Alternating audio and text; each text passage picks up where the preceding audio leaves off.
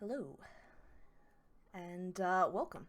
This is going to be the last, the grand finale of the people who come after you. And I hope that I have sound, because I changed something. Yes, I should be. Okay, perfect. Thank you. I got the thumbs up. All right.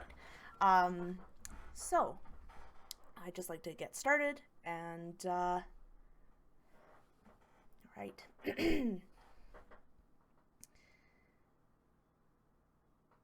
We will actually start with Carol. When we last left off, you were looking at the camera. Barrick had disappeared, and you were staring into the screen. And upon looking into it, you see a dark room, pitch black. You almost think that maybe the screen is off. You see the light? No, it can't be that. Suddenly, spotlight appears, and you see Barrick tied to a chair with a single light shining down upon him, and he is struggling to get out of his binds. You soon realize that this camera, something is being live streamed. and you are getting it on the receiving end of this camera. What do you do? What do you say? How do you react? So as Carol's looking at this and she's finally coming to terms with what she's actually seeing, she's kind of fascinated and in a horrific way, and she's like, Ezra, you have to see this. Come here. And Ezra, who just saw Barrick very eerily, just sort of like nod at him and then just walk out of the room, sort of staring in the large Irishman's wake. And then he hears Carol and turns and is like, yes, Miss Friesen, what is it? And he kind of walks over to see what it is she's indicating or pointing at. And she shows you like the camera feed that's going on. It's like, it's Barrick. But he was just here. Yeah, and he kind of looks at it. This looks live. He just walked out of and Ezra kind of looks towards the door. Can he still see Barrick walking out of the door, or has he already moved past the door frame at this point? Barrick has moved past the door and he has already made the turn into the hallway. And Ezra, seeing that, would immediately look at Carol and just say, we need to see what's going on outside. And then he's going to move out of this room and back into the hallway. Ezra, as soon as you... Oh, sorry. Go ahead. I was just going to say Carol was going to come with him, but carrying the camera. Carol, as you turn... Ezra, I think that you were kind of further back, so you got out of the door first. And it slams between you.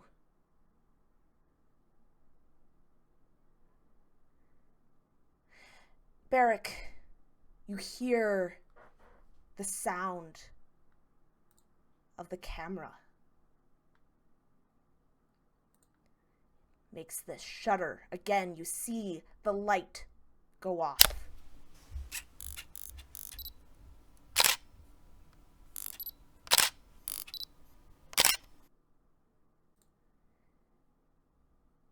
What are you doing? Are you saying anything? Well, what does it look like on my end? Am I just bound? Or, am I able to speak, I guess, is the question that I'll ask.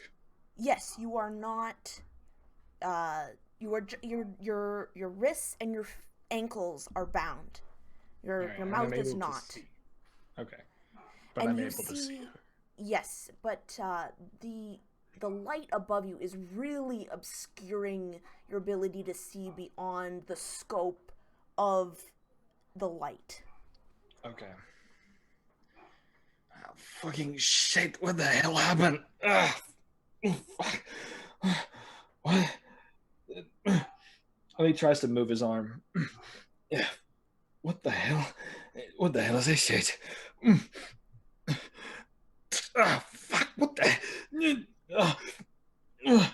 And he can barely, he pulls his hand up and it barely gets up off and then just clangs down again to the chair. Stop it! Whatever the hell are you doing? Who's there? Hear the sound of metal against metal. Shing.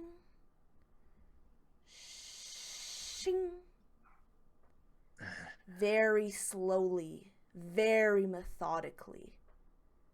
And you hear it ring out and echo into the darkness. Oh, look, whatever I done wrong, I'm sorry, alright? I don't know what you're asking for me to do now. Understand? You feel the cool smoothness of metal across your cheek. Do I actually see something? Because obviously I can see. Within your periphery, you see the glint, but if you were to turn your head over, it would be gone. Nothing. Okay. So I think I feel that for a minute.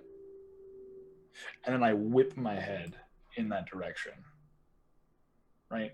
Or counter to that direction. So if it touches the left cheek or if it touches the right cheek, his head whips in the kind of like as if somebody were to touch you on one shoulder and then you go and you look and then that person's not there, you know?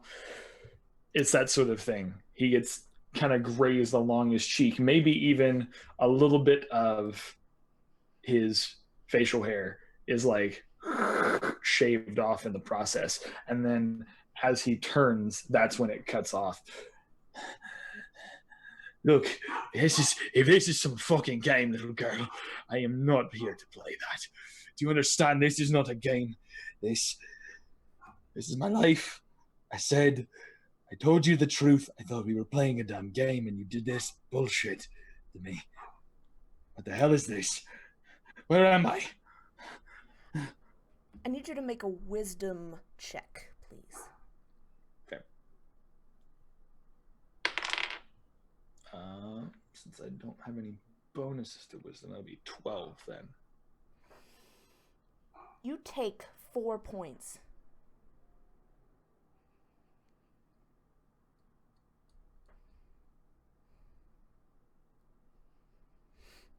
Of damage. Okay. Yeah. So it feels like someone cracks something over your head.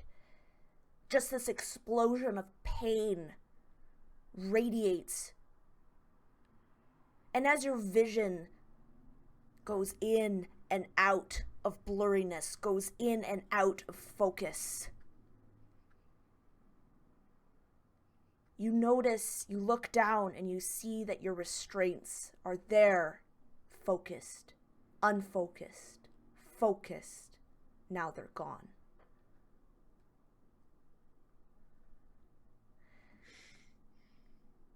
And suddenly the lights turn on. And you find yourself in a room. And there is a large table in front of you with 2 things on it: a folder and a lighter. And we're going to jump quickly to Ezra.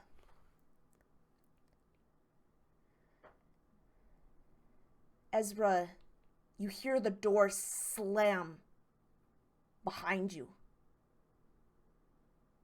as you go out to see this Barrick who has just left.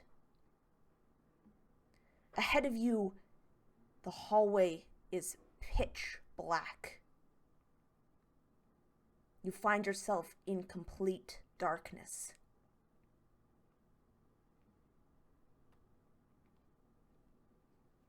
So Ezra would immediately start just sweating, just icy cold, fierce sweat just drip down his face. Breathing becomes ragged, and his hands start to shake, and he's actually going to try and reach back behind him and feel for where the door and the wall were. Are they still there, or is it just nothingness? It's still there where you had just gone out. You can feel the handle. Okay, so he's going to start trying to, with these sweat slick hands, which are just trembling ever more as he realizes he is in pitch darkness. He's going to try and open the door, like just yank it open.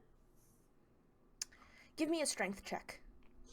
I am great at those, he said sarcastically. That's a 19, actually.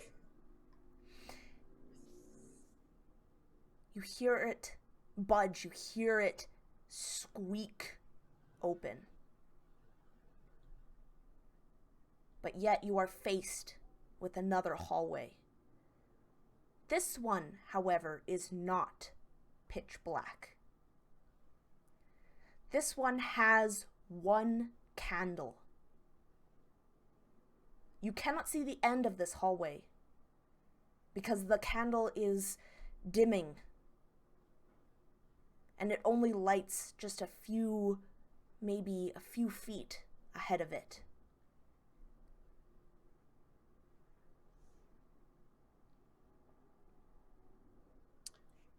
So Ezra would kind of, I actually, without even thinking, with just pure animal instinct, because he is so terrified of the dark, he is going to move from the pitch black hallway through the door into the hallway illuminated by this single flickering candle. And again, just breathing raggedly, he just slams the door closed behind him, looking around. What do I see apart from the candle? Is it just the hallway that I can't see the end of, and then the one candle? Yes, there's nothing on the walls. The walls are bare, though they resemble the paint. Even the carpets are the same as in the mansion, but the walls Gotcha. are bare of pictures. Okay. So I think he would just barely have the presence of mind to just kind of mutter under his breath, I hate this fucking house. I hate this fucking house. And then he's going to run towards the flickering candle and see if, is it like on a sconce or something like a candelabra? Could he remove it from its holder and hold onto it with his hands?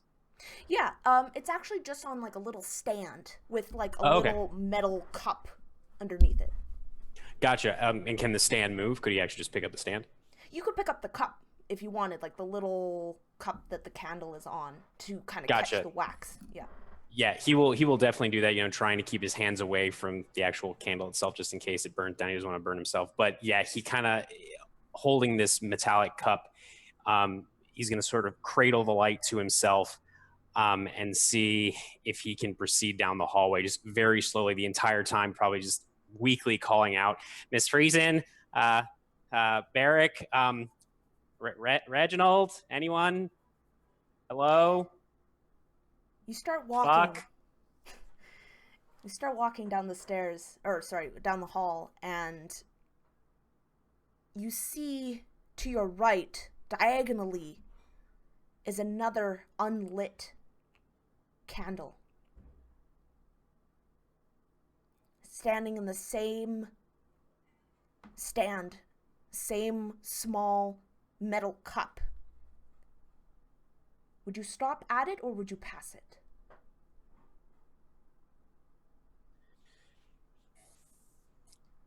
How low is the candle in Ezra's hand right now? Like, how tall is it, basically? How much has it melted? Fresh candle. Looks like it had just been lit. And the candle that he sees diagonally to his right, is that also untouched? Untouched. The wick is not even black. So he looks at this unlit candle, then over to the one that he's sort of kind of cradling to his chest, and he looks back to the unlit candle, and then he just kind of shuffles over awkwardly. It's still shaking a little bit, but not as badly because he has some source of light now. And he just touches the lit candle to the unlit candle to see if he can cause them both to catch. They do. I need you to make a wisdom check, please. Wow, I'm rolling really well tonight. How about a 16? So you do not take any damage, but you feel this odd prickly sensation in the back of your head. Like when you know there's someone watching you, someone behind you, you have that urge to turn, to guard your back.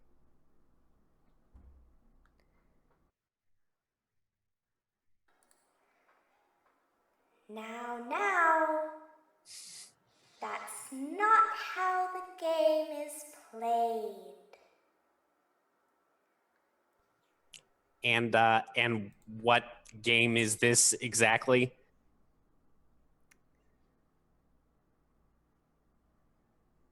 You hear the sound behind you of slow footsteps.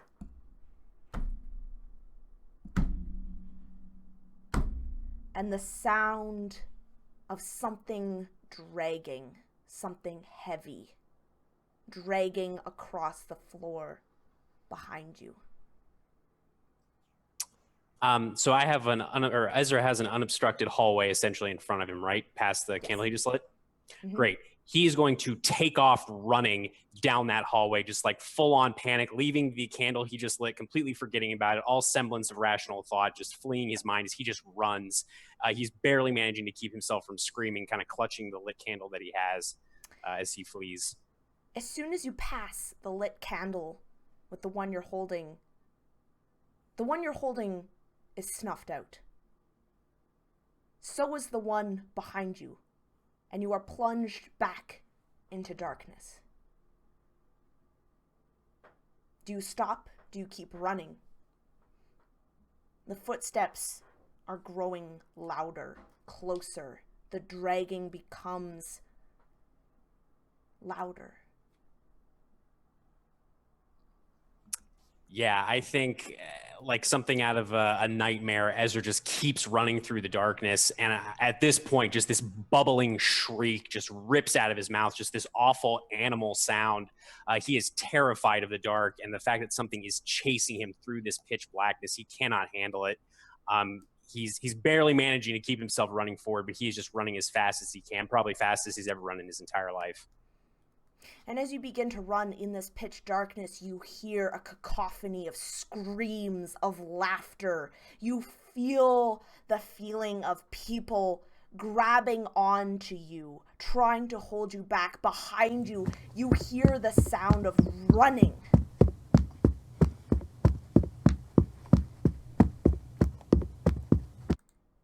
And as you slowly run, and you can almost feel the hot breath on your neck.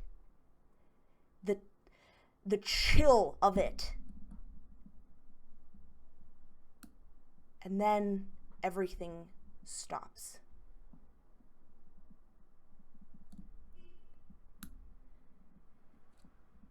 And you pass through another doorway at the end of the hall.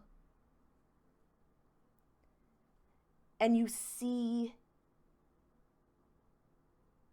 in candles that have been placed on the floor are words. Rule number 82. Go to sleep. And you see that there's another door across from these candles.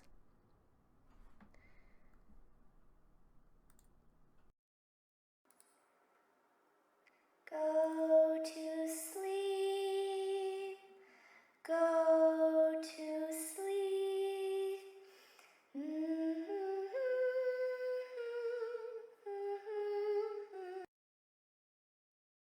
And you hear that singing, but the footsteps are gone. And there's a door with the light you can see peering underneath the crack at the bottom.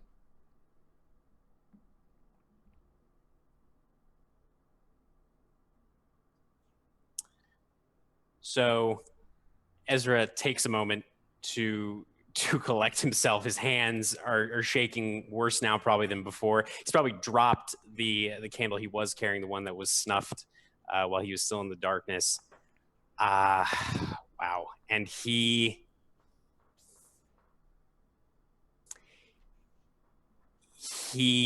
goes around the circle of candles around the newly written rule, and he is going to try and open that door where he sees the light streaming through the crack. He's going to ignore the rule, and try and get to the light as quickly as possible.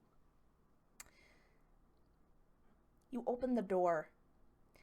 Carol, from your perspective, same with you, Reginald.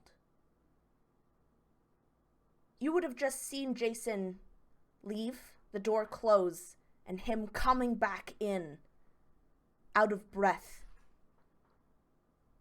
with this horrified look. Sorry, Ezra. With this horrified look in his eyes.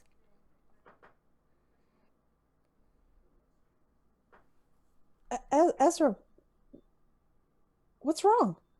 Where's Barrick? Who cares? Who cares? Carol, Miss Friesen, whatever the fuck. Who cares? We need to leave. We need to leave right now. You and me, we're gonna, and he kind of like points, like his hand's still shaking. We're gonna get out of here right now. Forget about them. Forget about Reginald. Forget about Barrick. Forget about everyone else. Just you and me. Let's go. I just, and you probably would catch this very faint whiff of something that you probably could figure out is urine. As he just like grabs your shoulders, like, Carol, it's fucking with me. It's fucking with us, right? Like like we said, it's gonna fuck with us. We need to get out of here right now. So Ezra. yes, yeah. Calm down. Calm. I'm totally fine. I'm totally fine. It's No, you're not. okay. Yeah, you're right. I'm not. But look. We need to just get out of here. Okay, me and you. Let's just get out of here. Forget about them. Let's just go. Let's just go right now. Okay. Okay. Let's go. Okay. Let's go. Okay, let's go. Imagine that I'm just in the shadow, just outside of this room. I had originally started to follow after Barrick when he first left. But having already been messed with by this house, I'm just kind of standing in the shadow observing as Ezra has this freak out and grabs Carol, and they're preparing to take off. And you would hear Ezra and Carol, the distinct kind of sound of the hammer being pulled back on a revolver. It's held low at my side, not even pointing at you. I'm pretty sure this noon fella's got a rule about you leaving. Rule number 12. No one leaves the house after curfew. And then there's just that constant clicking sound as I'm engaging the hammer and then pulling the trigger to slowly release the hammer. Just kind of fidgeting with this revolver at my side. And with my other hand, it's kind of against the wall. I'm kind of leaning against this door jamb and just digging my nail almost absent-mindedly into the wood, peeling away at it.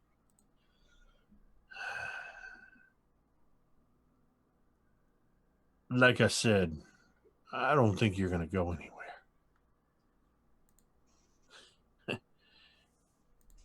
I mean, I'm not stopping you per se, but something tells me we're going to have to all see this thing through. What happened to Barrick anyway? And I think Reginald, for probably the first time since you've known Ezra, he stops and he looks at you right in the eyes, and he seems to sort of regain a measure of himself, and he just says, I don't know, but I learned 2 new rules, Reginald. First one was go to sleep. It wants us to sleep. And the second one, and he takes this step forward towards you, Reginald, and he just says, fuck you, Reginald. We are getting out of here. I am not staying in this place, and neither is she. And he points back at Carol. I slap you across the face. And Ezra would probably fall over at that. It's more of it's a slap. It's not a punch. Mm-hmm. And Carol, when Reginald mentioned what happened to Barrick, that's when Carol realized she still has the camera. And while Ezra is confronting Reginald, she's going to look down at the camera and see if it's still filming Barrick. You see what is left of Barrick. What?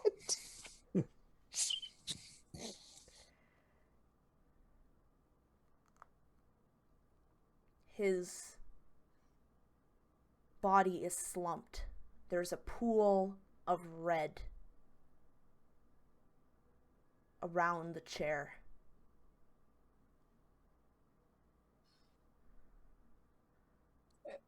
Yeah, Carol's going to basically shriek and say, Jesus Christ, and drop the camera and turn to Reginald and like, I don't think Barrick's with us anymore.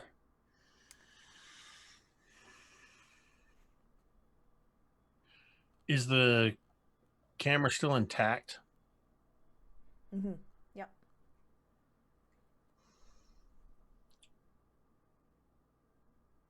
Kind of for a moment, I'm just staring at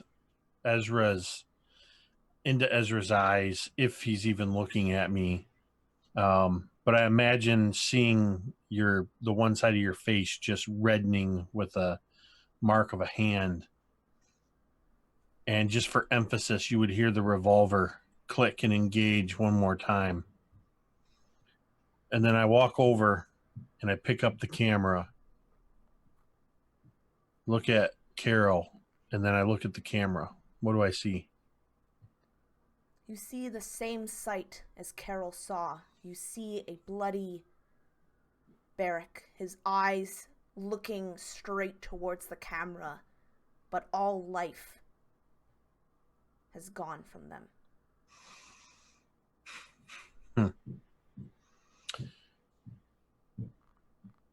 I would let my hand hang low with the weight of the camera and then just let the camera drop out of my hand as I look around.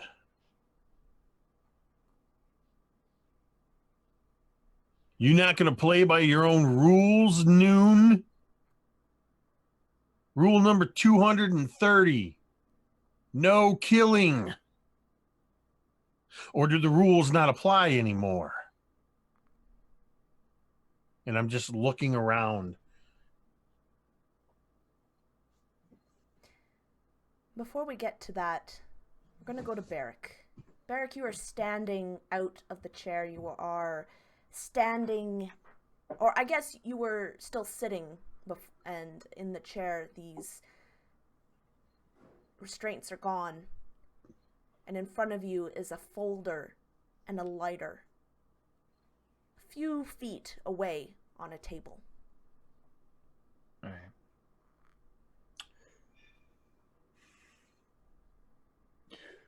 Earlier, something hit me from behind, correct? Mm-hmm. So I think it plays out like this. The restraints leave his hands. And for a moment, he thinks that maybe somehow the shit talking that he did convinced whatever this is to play nice, kind of give in. And as soon as he has a little bit of confidence, he grips hold of the edges of the chair. And that's when the thud happens. And I don't know if it's, you said it was a blade, so I imagine it's probably the worst thing I can even think of. I imagine that there's just this quick motion. Doesn't feel it at first. But then he feels this warmth along the back of his neck. Something that he can't describe. And the body slumps forward. And he goes to try to move his legs. And he can't. So his body slumps forward in the chair. He then falls on the ground. He's now bleeding from the back of the neck. And he's dragging himself kind of military style with the last bit of effort that he has. Oh, fuck, shit. I can't fucking breathe.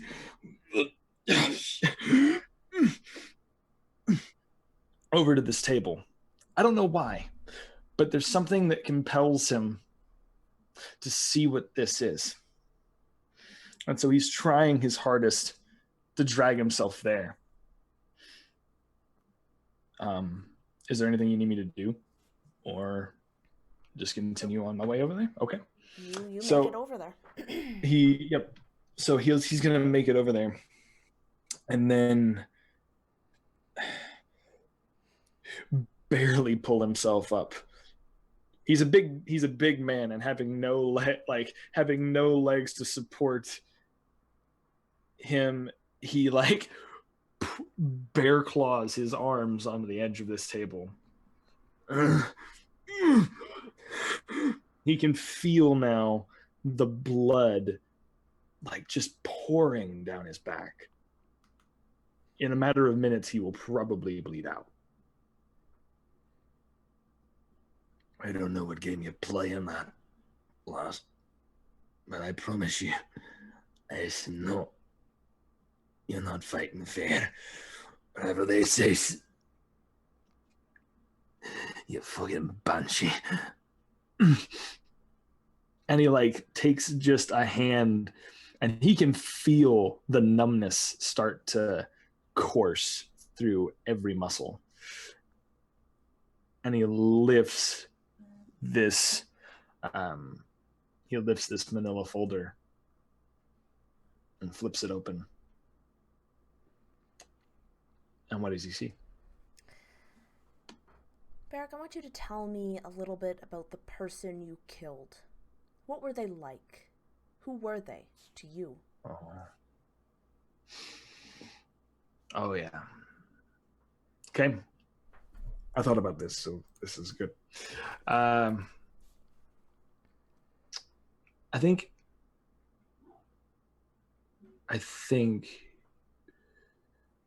it would probably have been, ironically enough, one of the anchors from the news station. He had always wanted to be an anchor, but never got the glamour, never got the glory to do so. He was always the one being sent on just small shit jobs here and there. Never was able to do any of those things. And so one night, he had been going on enough of these crime spree missions and doing behind the scenes camera work and all this stuff. He knew how things worked. He had seen enough of it.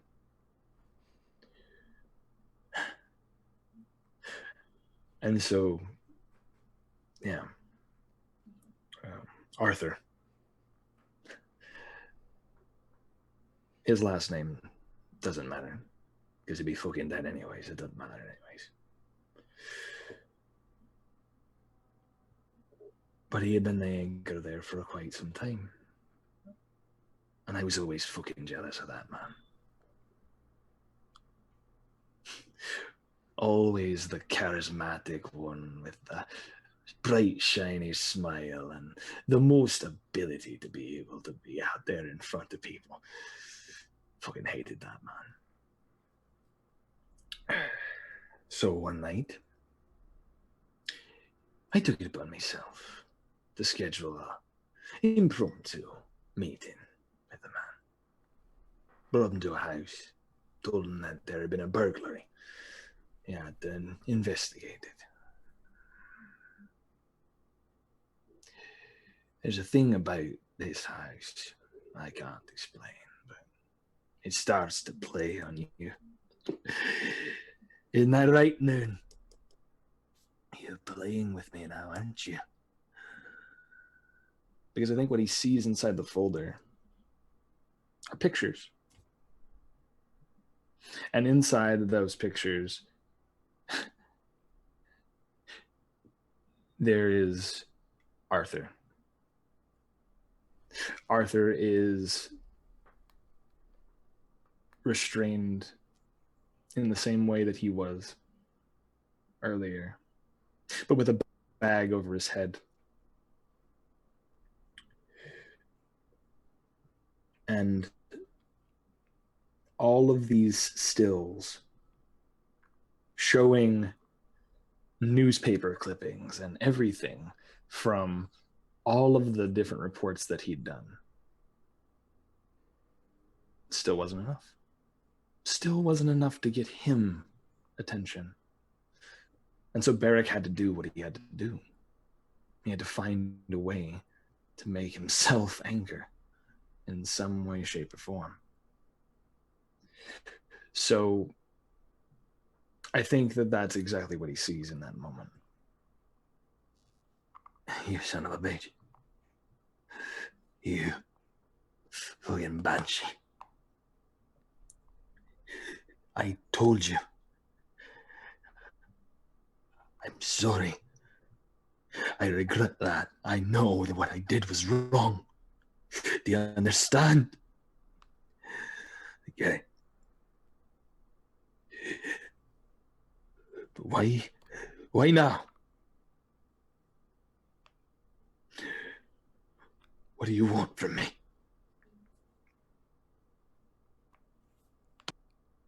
You hear a deafening silence in response.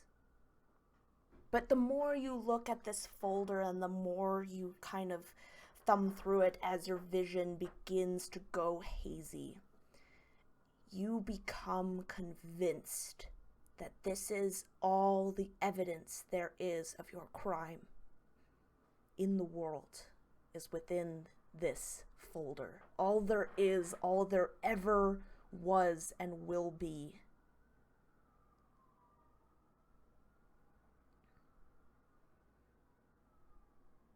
And then your vision goes to the lighter.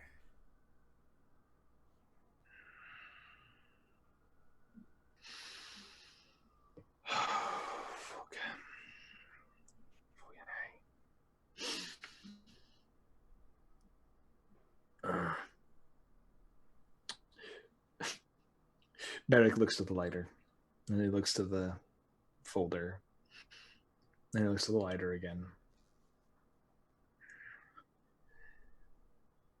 It could all be washed away in one moment.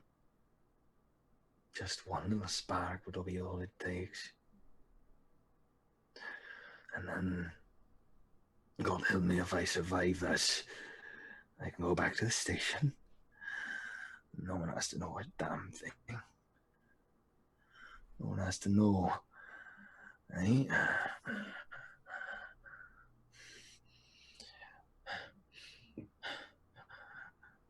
And he feebly reaches over for that lighter.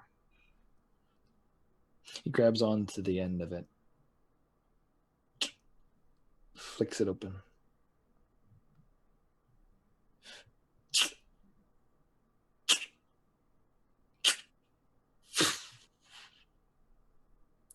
Lights the match, or lights the spark. The little lighter flames up. And he grabs one of probably the most gruesome pictures that he has. I'm sorry, Arthur. You were a good man. The wrong report at the wrong time. Shame we couldn't have been friends. And then he sets it on fire and then drops the picture into the folder, watching the others burn. But I don't want to remember this ghost anymore. I don't need that in my life.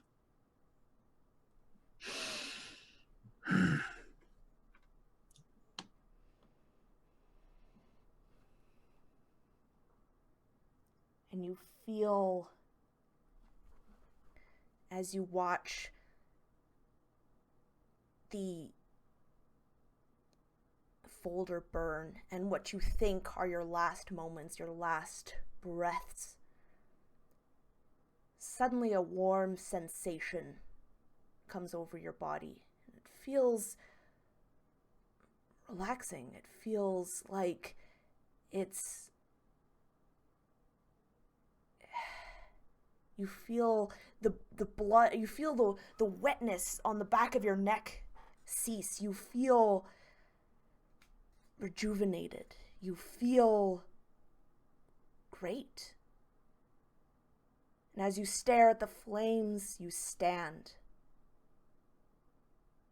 And as you stare at the flames, the heat becomes hotter in your body. Still feels good. Feels like you're under the sun at a beach. Then the heat slowly recedes up your legs, up your torso, away from your hands. It's slowly getting hotter and hotter. And as it slowly rises, now it's just in your head.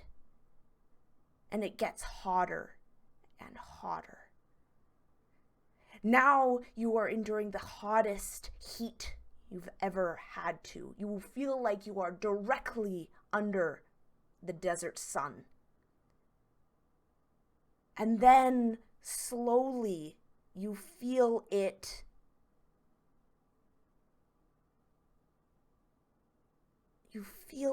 on your forehead. And you can feel the letters burn themselves onto your face. Slowly, methodically, and over your left eye. Until you cannot see out of that eye.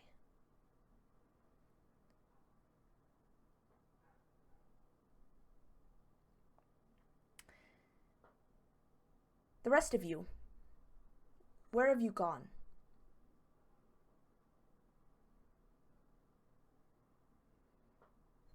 Have you left the room? I don't think we actually did leave the room. The last thing, I had dropped the camera and asked Noon if he was following his own rules.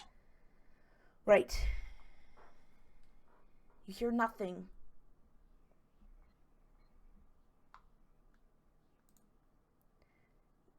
And then you hear a knock against the wall. And on the floor you see a book. The book.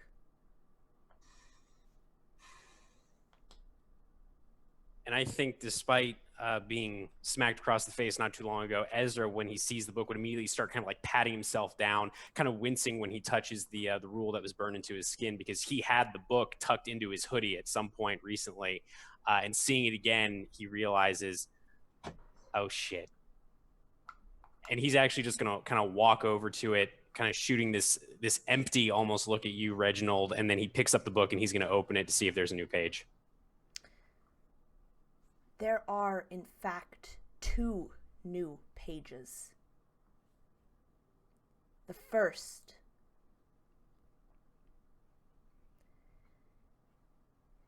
You might not win, it's very true. So here's an important clue. If Noon first eats the other yous, you'll find the people who come after you.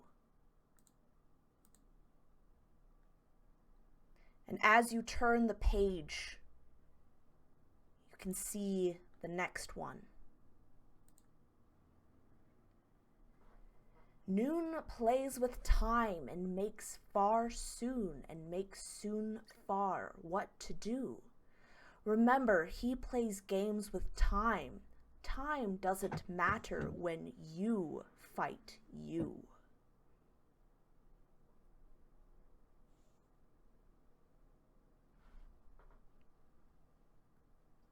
So Ezra would share that with the other 2 and then close the book. And he looks at you again, Reginald, and would just say, I don't know why you think this thing is playing by any kind of rules that it feels it needs to adhere to. It's arbitrary. Obviously, one of the rules told me to go to sleep. I'm not going to go to fucking sleep in here. You're not going to go to sleep in here. She's not going to go to sleep in here. These rules don't matter. This thing is killing us somehow. Where's Barrick? All we need to focus on, sir, is getting the fuck out of this house. And he kind of drops the book on the ground, steps away a few paces, and he actually slips one hand into his jeans or his pants or whatever, into one of the pockets to kind of grab the pocket knife that he has in there, that he's had in there the whole time.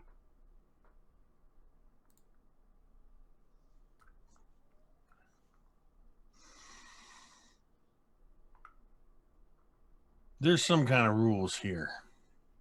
There's something fighting against us. There's something that we're fighting against. It's got rules. It's trying to force its rules upon us. Every war has rules. All we got to do is figure out what rules they're playing by. And then we can turn them against them. You want to leave. You saw what happened when we tried to leave earlier. You want to take that chance again? Well, that's up to you.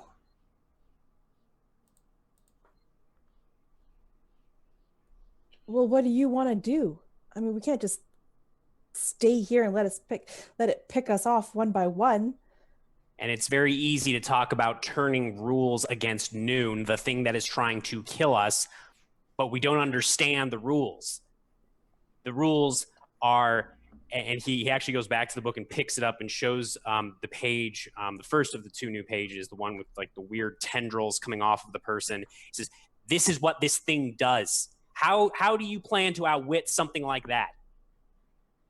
This isn't something you can bomb. This isn't something you can shoot. This is something that makes copies of people, Reginald. How do you outwit something like that? Something that knows things about us that maybe we don't even know about ourselves. I've fought ghosts, shadows in the sand. They leave behind gifts. They hide explosives where the children play, where you and your men walk. Ghosts in the sand. But we still found ways to root them out. Sometimes you just got to give the appearance that you're playing by their rules.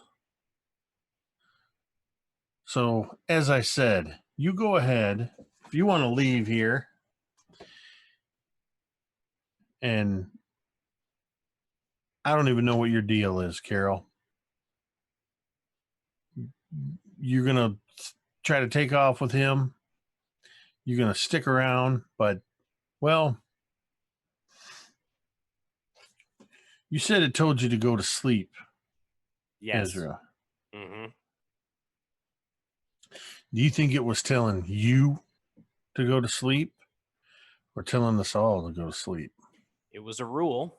I'm assuming the rules don't just apply to me. They apply to everybody, if they apply to anything at all.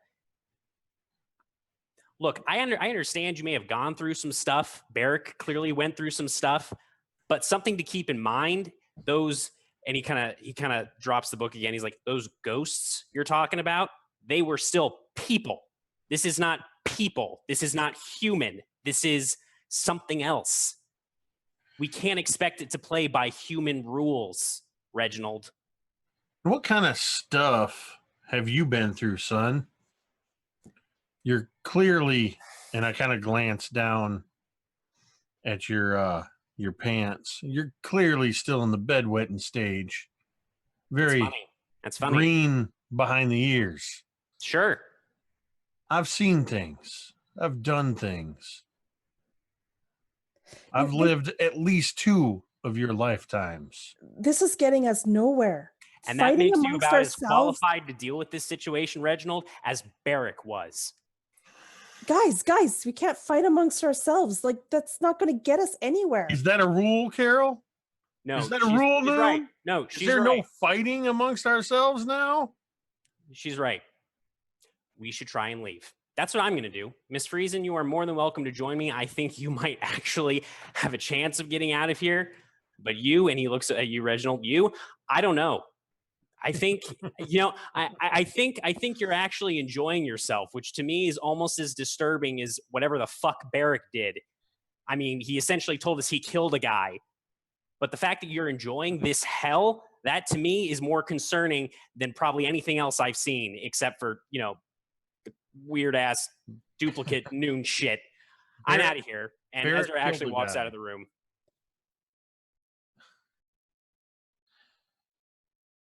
Carol follows him, calling after him. Ezra. No, I'm done, Miss Friesen. I'm gonna try and get out again. It didn't work the first time. I'll figure something else out. And he's just gonna keep walking. If he can, if there's a hallway to walk into. Carol's going to follow him. She's not letting him go by himself this time. I'm going to follow them. And as I kind of watch them leave the room, I say out loud to myself, I'm going to see how this plays out. And I'm going to follow them wherever they're going.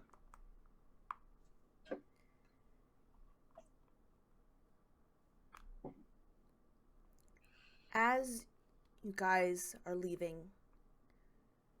you walk into a room that was the connection between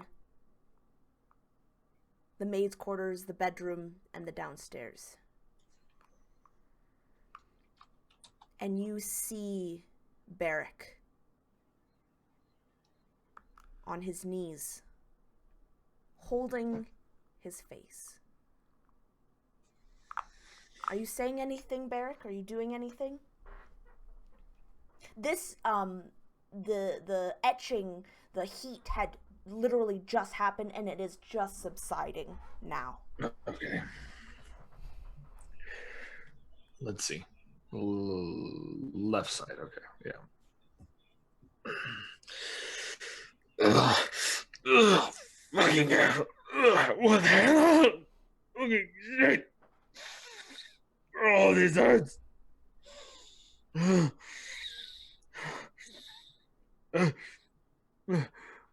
Who's there? Who's there? Carol would actually, as soon as she sees Barrick actually down on the ground like that and in pain, instincts kick over, and she would run over to him and like touch him on the back and say, Barrick, is that you, Barrick? Yeah, who the fuck do you think it is? What's let me see. And she tries to pull your hand away from your face. And like a very stubborn, almost like an animal, like he's just like, no, fuck, get away from me. I don't trust you. The fuck away from me. Who else are you going to trust right now? Move your hand. No. All right, hold on. Fuck. Give me a mirror. Something to see. I feel like I got only one eye right now. Come on. I want to see it. I don't think anybody has anything, Barrick. There's got to be a mirror in this house. Ugh. Come on, Barrick. And she tries to pull his hand away again. And this time he just sort of lets her pull it away. And he's just... I think it's like that really... He's been in this dark room. And the moment that he actually like takes his hand off, it's like a flashbang where his like eyes kind of squint and he's like, it's still low light in this room, probably very little light, but enough light to have him be sensitive to it. He's been, and then when he releases his hand off of his eye, what do they see? You see on his face, and you can see that it's almost as if the cinders are still alight and just fading.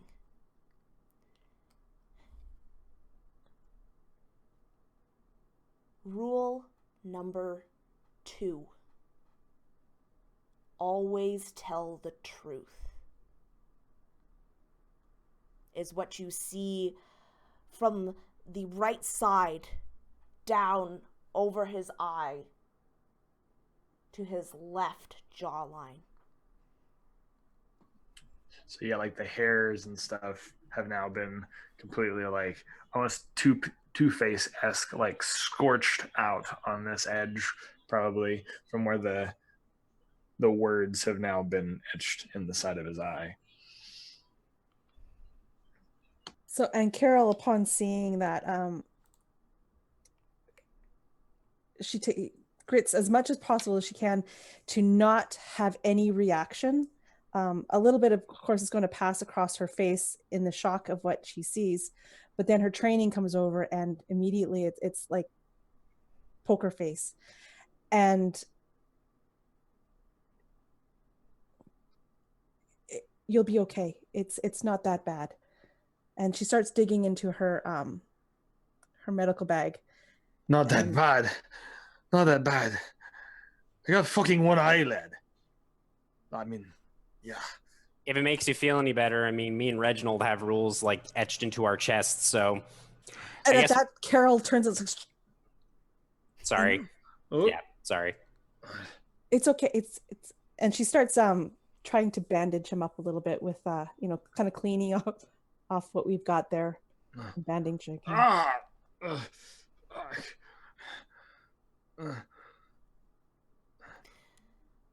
won't make you roll. I think that you can probably bandage it up fine, and you can even probably get rid of a little bit of the pain. But this thing, it's just so weird. It is literally glowing like embers. Yeah, you will. You'll probably scar, but you'll be okay. It's going to be a hell of a scar.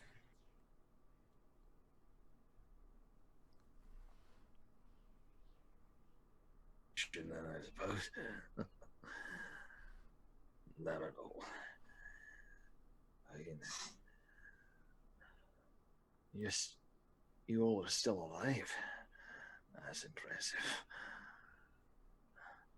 And I think even too, at that moment, he feels for the back of his neck, like frantically feeling at the back of his neck to make sure, like, okay, if this scar is happening, what else is? I'm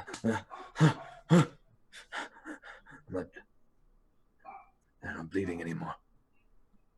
There's I'm nothing. not bleeding anymore.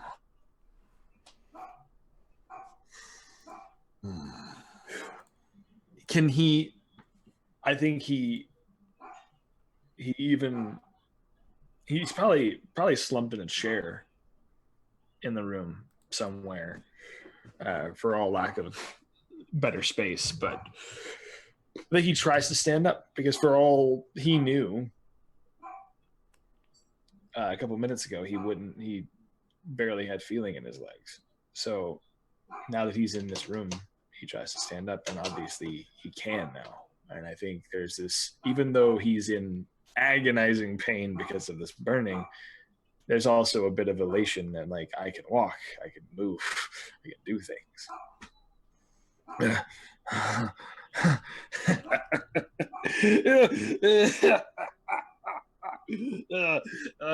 I'm alive.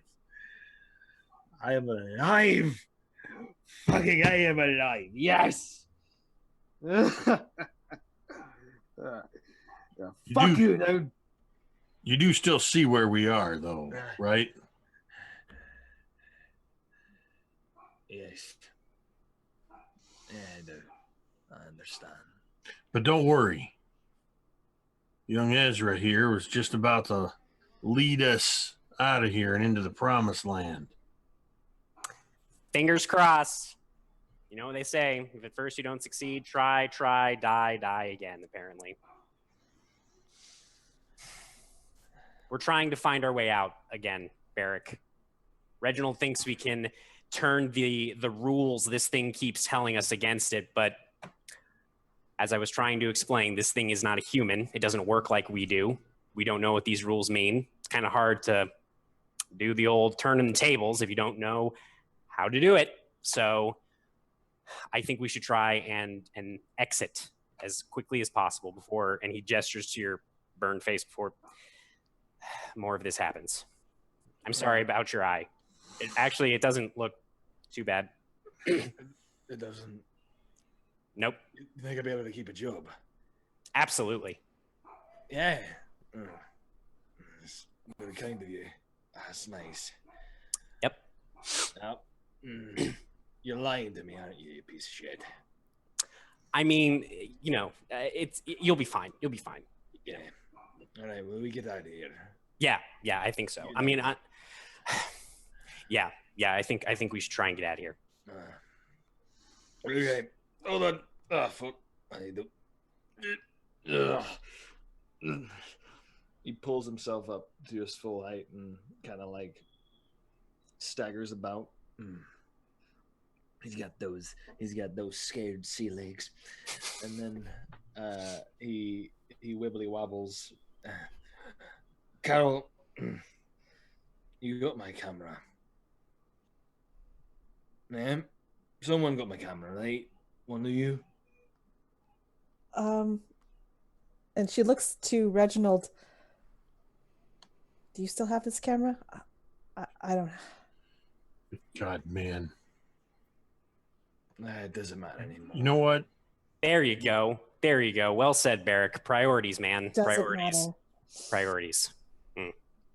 Not anymore. I don't need to go back and get it. It's fine. Right. Are there any doors leading out of this room, Megan, apart from when we Yes. came in? Yep, there is one opposite you. Now that all the lights are on, you can see Gotcha. it. Right. Well, there's another door. I think we give that a shot and hope nothing horrifying happens. And Ezra's going to walk over to that door. Barrick, you would probably smell too again that faint odor of urine. And he tries to open the door handle nice and slow, not rushing at all. Just trying to see what's on the other side. On the other side, you see what you would be expecting to see, which is the hallway leading to the downstairs, which leads to the kitchen, which leads to the outside. See? This is good. If we weren't supposed to do this, it probably would have sent something to stop us by now. Just throwing that out there. And Ezra's going to go ahead and start walking downstairs. Yeah, and I think Carol at this point is, if not in front of you, right behind you, because downstairs, let's just down, out, let's go.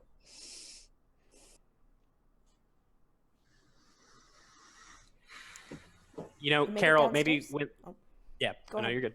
I was going to say, Ezra, as they're kind of walking to say, you know, Carol, when this is all over, you know, you should, I don't know, like write a book or something, you know, about like Tending to Maniacs in a Crazy House by Carol Friesen. I'm sure it would sell really well in like the niche market. Anyway, good talk. And he's just going to keep walking downstairs. You walk downstairs into the kitchen and you look.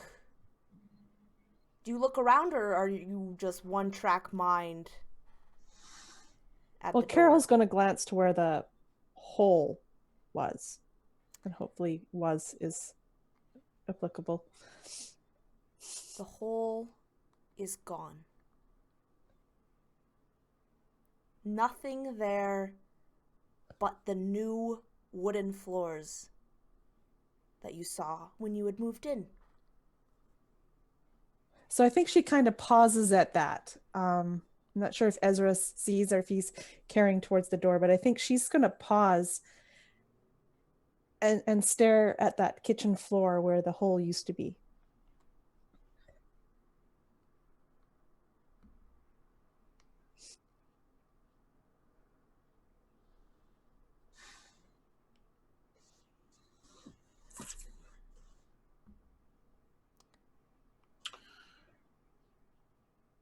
So you guys want to go out?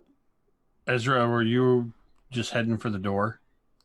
Yeah, I think he would get all the way up to the front door, but then he would stop when he noticed that not everybody was with him, because when he went out by himself last time, it did not end well. So I think I would have been paying attention moving through the rooms, that just military bearing, kind of getting a quick, scan of the room as we passed into it, and kind of holding that nonchalance almost of letting Ezra be the hothead trying to head for the door. And I noticed the floor, but I noticed Ezra going for the door. And before you can reach for the door, I put a hand out to stop you. And I say,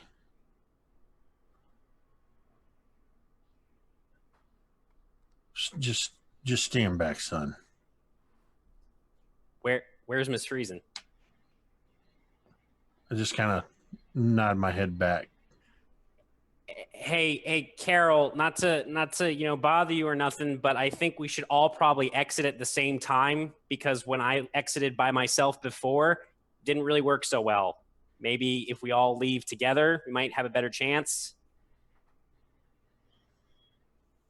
The hole's gone. Is all she can say to you at this point. The hole. Just the hole's gone. Probably a good thing, right? Right? Maybe. Probably not. She would turn at that and come towards where you two are standing. And at this point, I've kind of interceded myself between Ezra and the door. I have the pistol held at the ready, and then kind of low as I reach one hand out, and I'm kind of holding the gun close, hand on the doorknob, checking behind me, make sure the other three are with me. And then I'm going to fling the door open and just kind of, with the gun, what do I see? What do we see? You see the porch. It is still raining, but is not as pitch black as it was before. It just seems like a regular, gloomy day. You see nothing else. Just the porch and the yard and the path.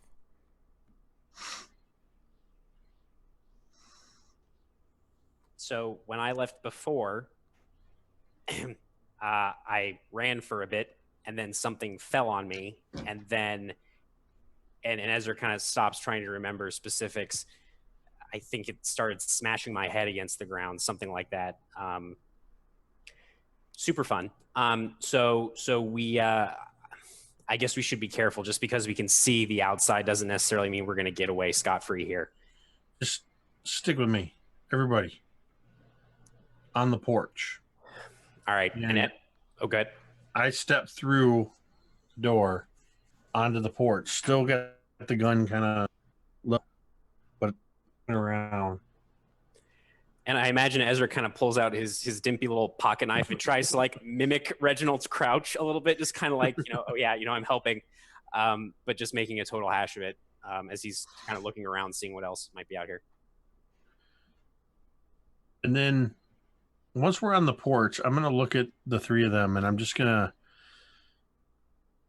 I imagine the porch has like 3 or 4 steps that lead down into this kind of like gravelly driveway area, or whatever, the yard or whatever. And I just look at them, and I'm going to walk carefully down the steps into the yard.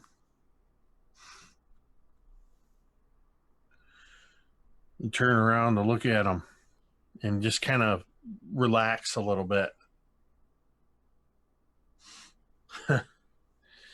Looks like you ain't so well, Handsome, you're dashing. a little intelligent. smarter than I give you credit for. I appreciate that. I think we might be all right.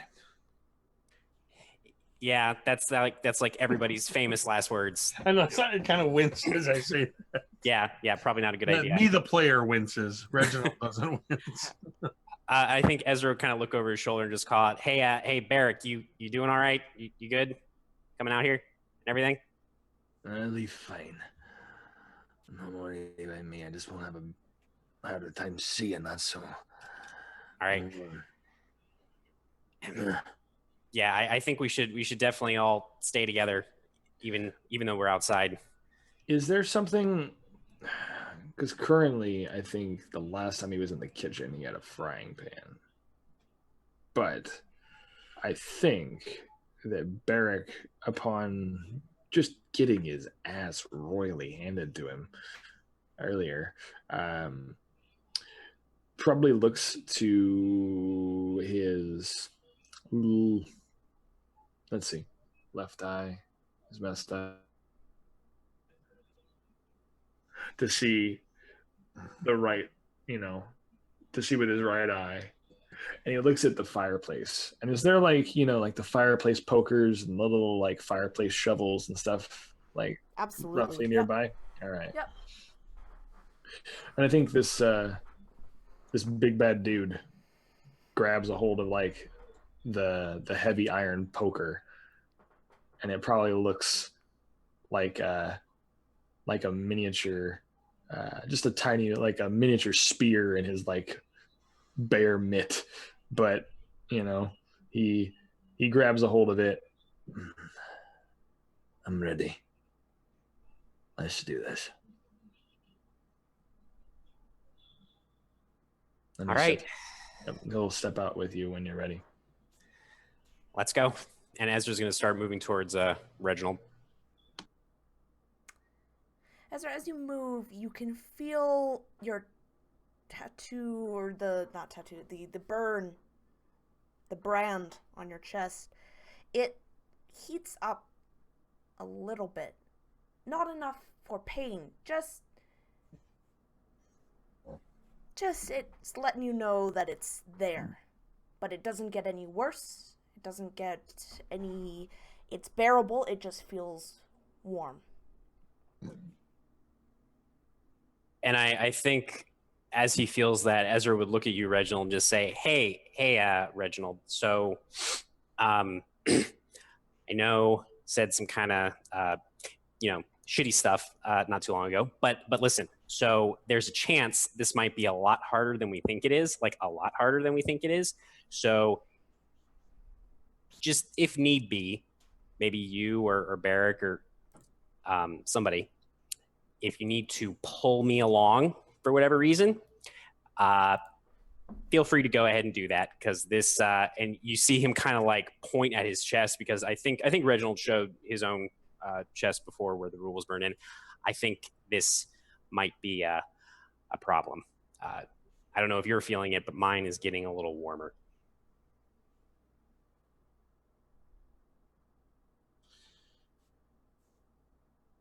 I think as you say that, I would actually just almost reflexively look to Barrick and where his eye is wounded. Even with the bandage job by Carol, I imagine some of the letters of the rule burned into his face still visible.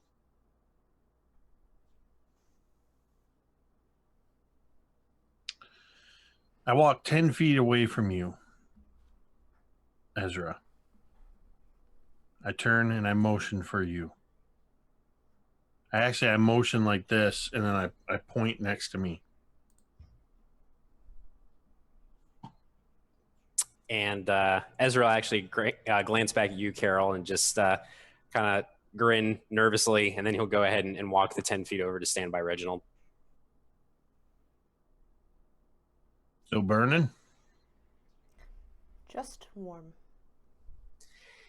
It's weird. It's not like painful, but it's definitely warmer, and you're not feeling anything, right? Well,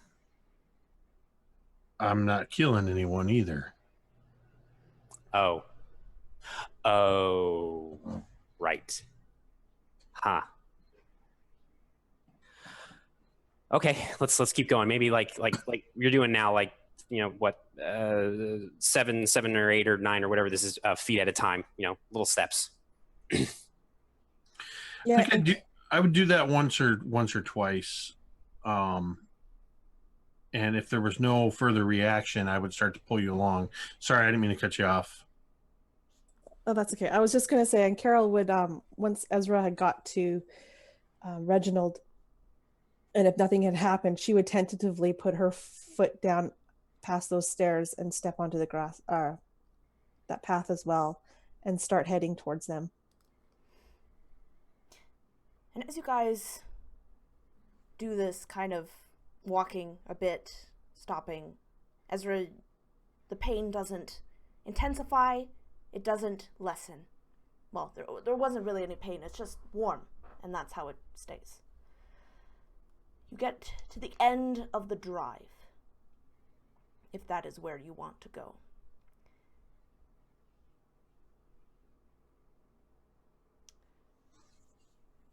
You are at the road that leads away from the house, off of the property. Do you move ahead? Do you turn left or right? I definitely did not get this far last time.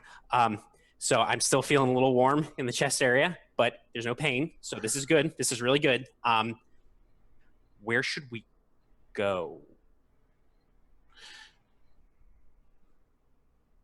I take you by your shoulders, Ezra, and just turn around to face you.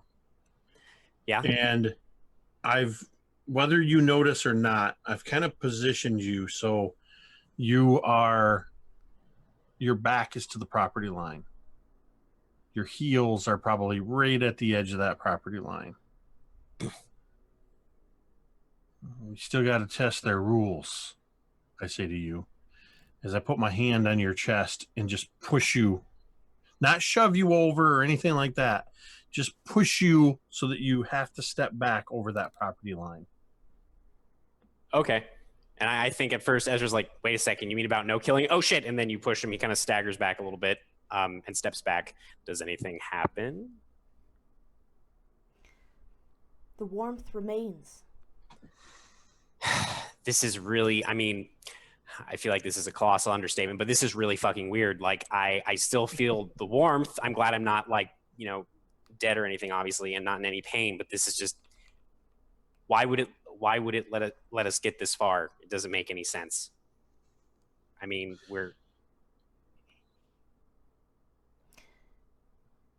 Ezra, do you have both feet planted or just one? I mean, I imagine Reginald's a pretty strong guy, but he's not trying to push me over. But so I imagine both feet are planted on the property line, or behind the property line, I guess. And as you're standing there beyond the property line, the brand on your chest begins to just feel normal. The pain, the heat, all of a sudden, as if someone had turned a switch, is gone.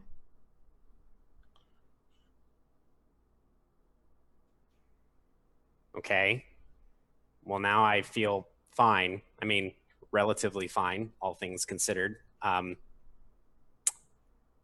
So I guess we just keep. What do you mean you feel fine? I don't feel anything. There's no warmth. There's no pain. There's nothing. My chest feels fine. Lift your shirt. Yeah, right. And he kind of pulls up his hoodie, and then he pulls up the T-shirt he's wearing underneath. Is the brand still on there? The mark still on there? It is, but it looks like a scar. Faint white scar. You should check yours, Reginald, just to make sure.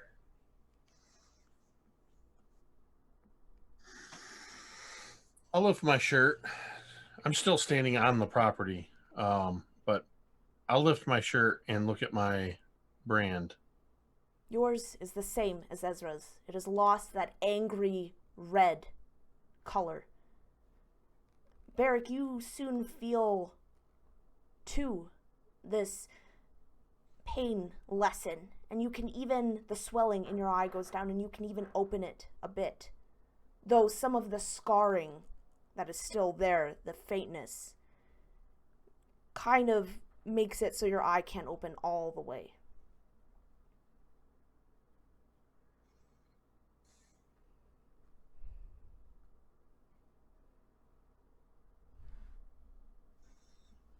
He looks to Ezra, looks to Reginald, and he looks to Carol.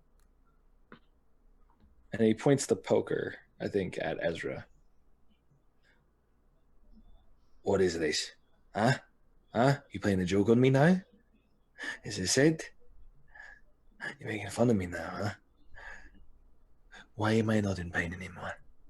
I don't know, Barrick. How would we be doing this? How would any of us be doing this to fuck with you? Why would any of us be doing this to fuck with you? You stepped over that line.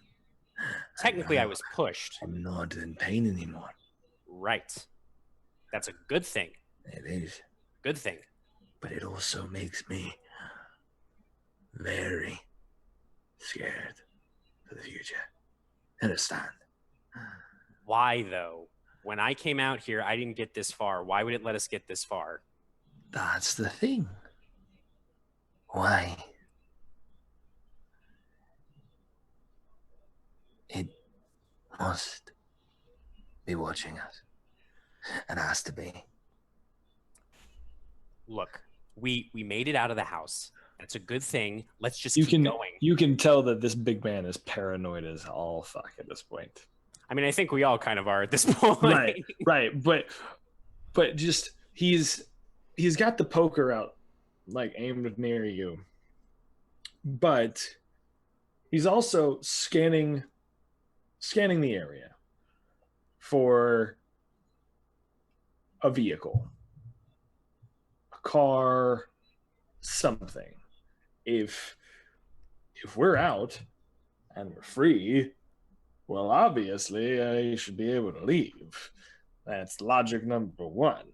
So he's looking around, maybe for his own, maybe for his news van that he drove here, or maybe for some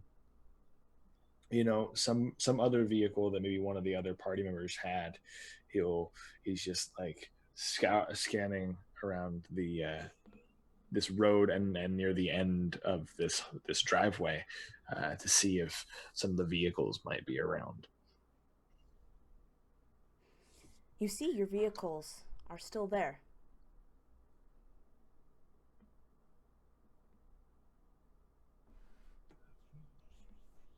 Sitting. See, now that is a good sign, but it's also very scary.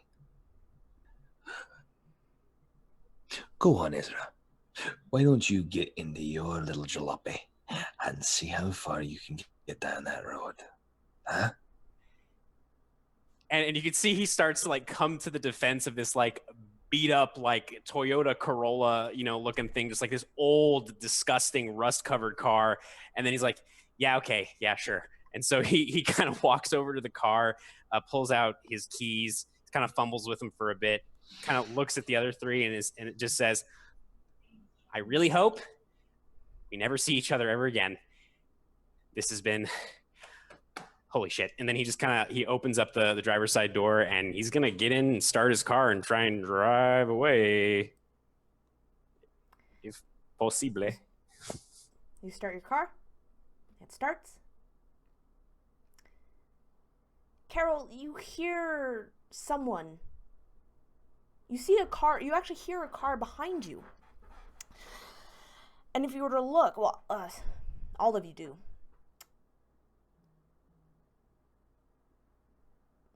Carol, you have a family member that lives close. Who is it? It's a cousin of mine. She was the one who, kind of told me about the job opportunity here, kind of helped me get the place. Um, Sarah is her name. You see Sarah drive up. She rolls down her window. Carol! Oh, I'm so glad. I got you. I tried knocking at your door last night, but there was no answer. Last night? Yeah. And she kind of notices that there are others with you. You should have, I guess you were having a party or something. Yeah, that's what I was having. Well, why are you here? Am I missing something? I'm so happy to see you, by the way. Oh, that's so, we'll have to catch up. Go for coffee or something soon. How about right now? Now, I just have to drop my kid off to school. And she kind of like gestures to the back, and you see that there's a little car seat. But, I just wanted to thank you, for the book you dropped off a couple days ago. I didn't know that you were...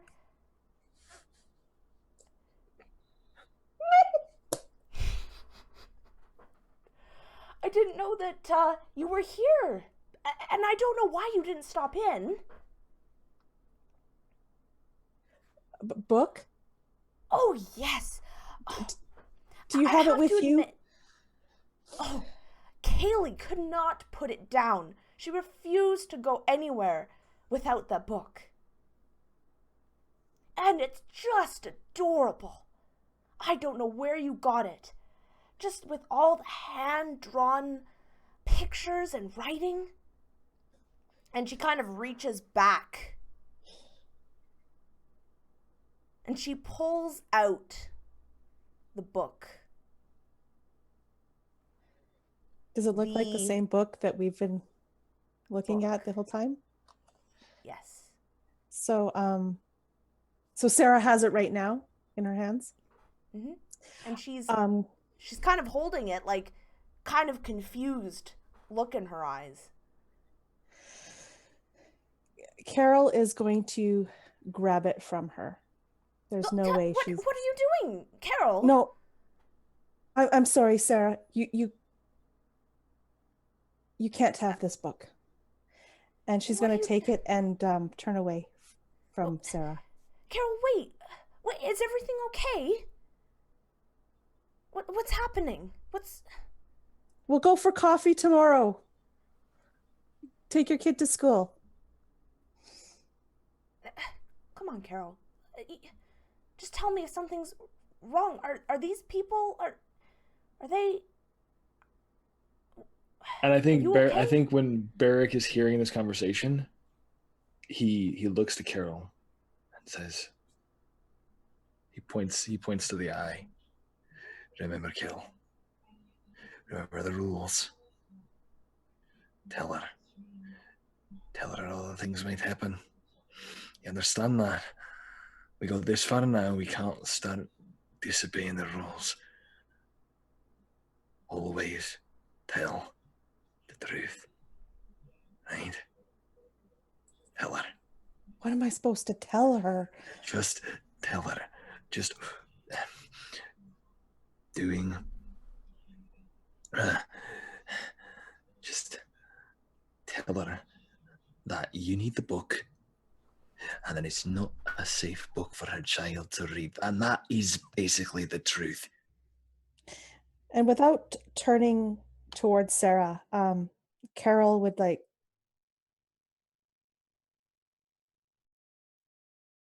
Whatever happens, know I love you. Now go, take your daughter, take her to school. I'll try to call you tomorrow. But go now.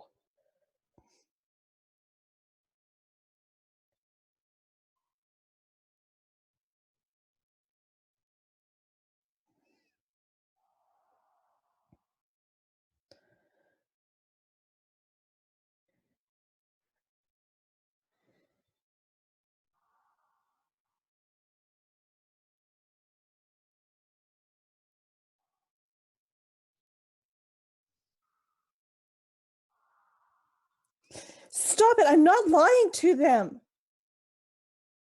I love them. I want them to leave. Not at this price.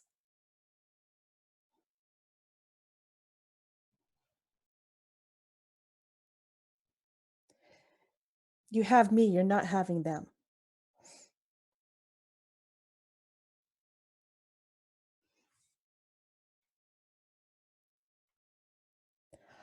I'm facing away from Sarah. I'm facing the house.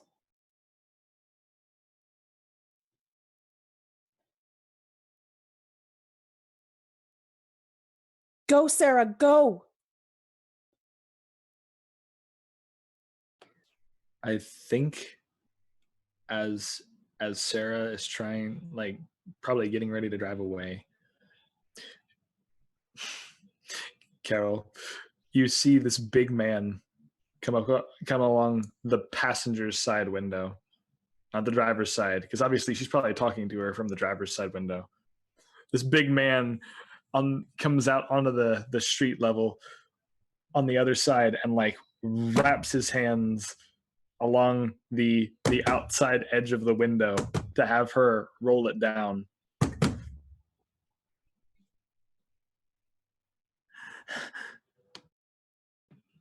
Open up. You hear me? Open up.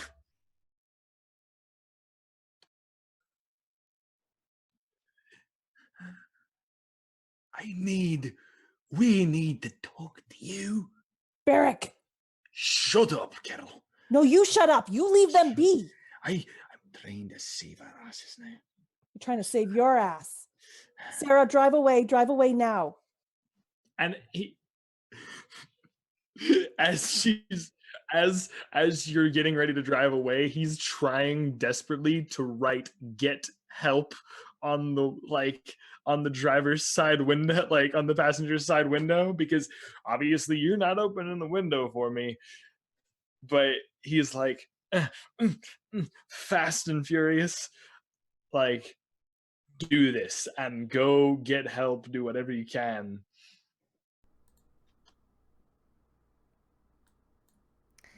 So, she just drives off. Just tires squealing, drives away.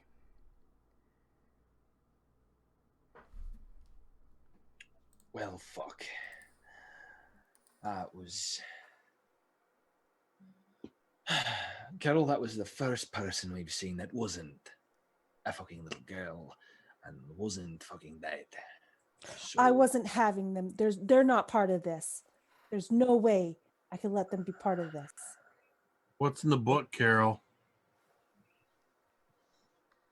And at Every that, time that book shows up, there's another page. What's Noon saying to us now? And at that, she had completely forgotten, actually. No. Carol, you never talked to your family, did you? Always so secretive.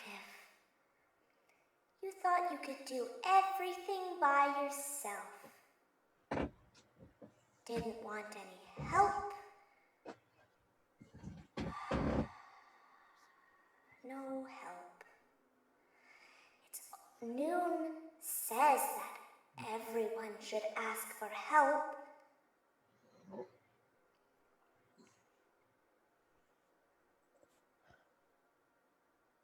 Why Well, don't I'll I ask give for you? your help. I'll give you help. I'll give you lots of help.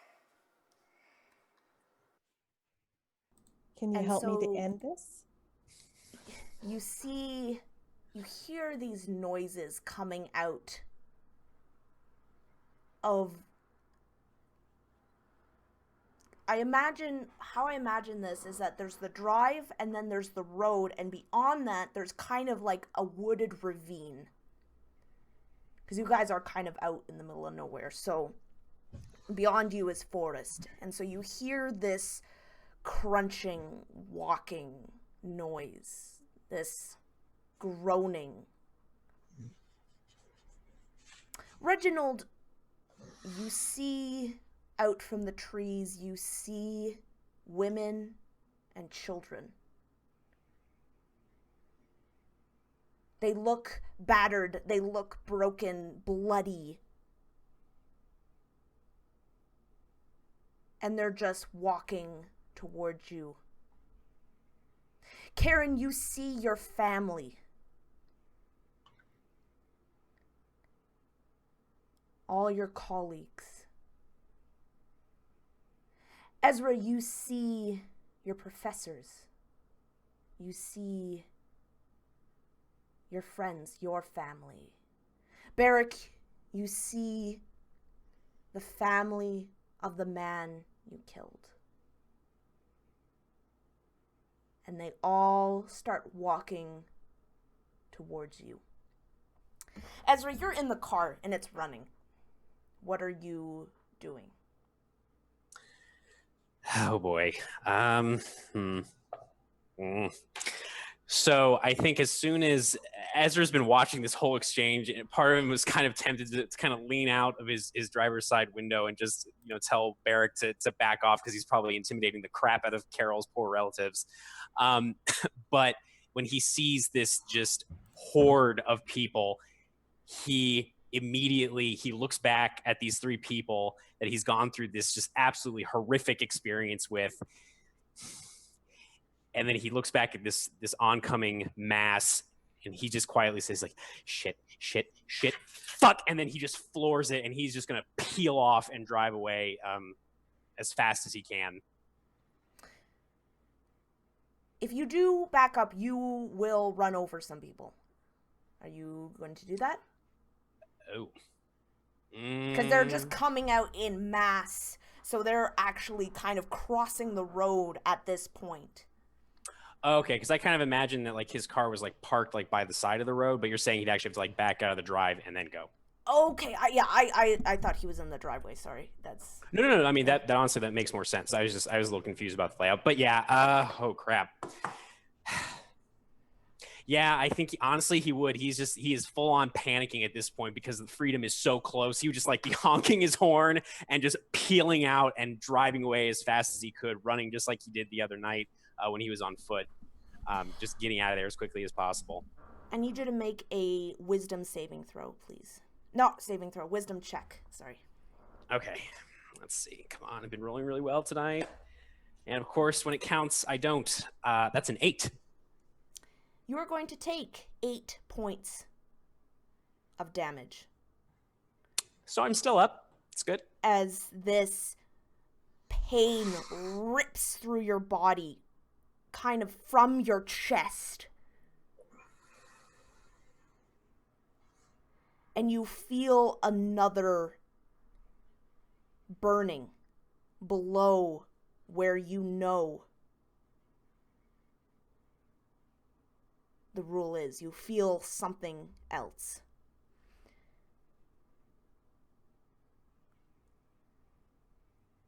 And these people, and you can hear this for some reason too, Ezra, they keep saying the same thing over and over again. Go to Noon's room to pay your dues. Those who hurt will pass through too. Remember, whatever you do, that these people will come after you.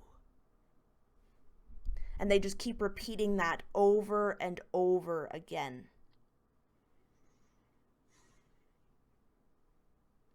What are the three of you doing? Go to Reginald. You see all these women and children starting towards you, saying these words. So at first I'm backpedaling. Nah, this can't be. I already made this mistake. I've already paid for this mistake. This has already happened. And he's just kind of muttering it, and then he's starting to hear the words that they're saying. And I turn and look back at the house.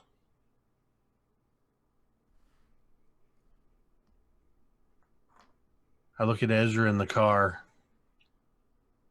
I look at Barrick with his messed up eye. Carol holding the book. And then all these people, all these women and children,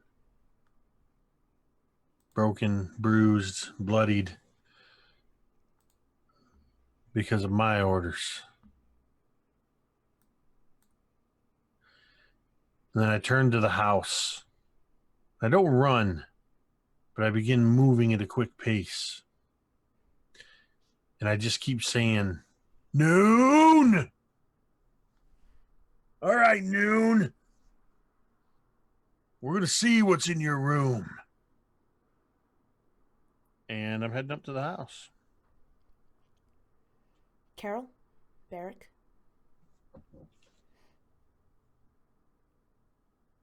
Yeah, pretty much as soon as Sarah drove away and then these people started to show up, Carol's kind of forgotten that she's got the book in her hands, even though like Reginald's like mentioned it a couple times.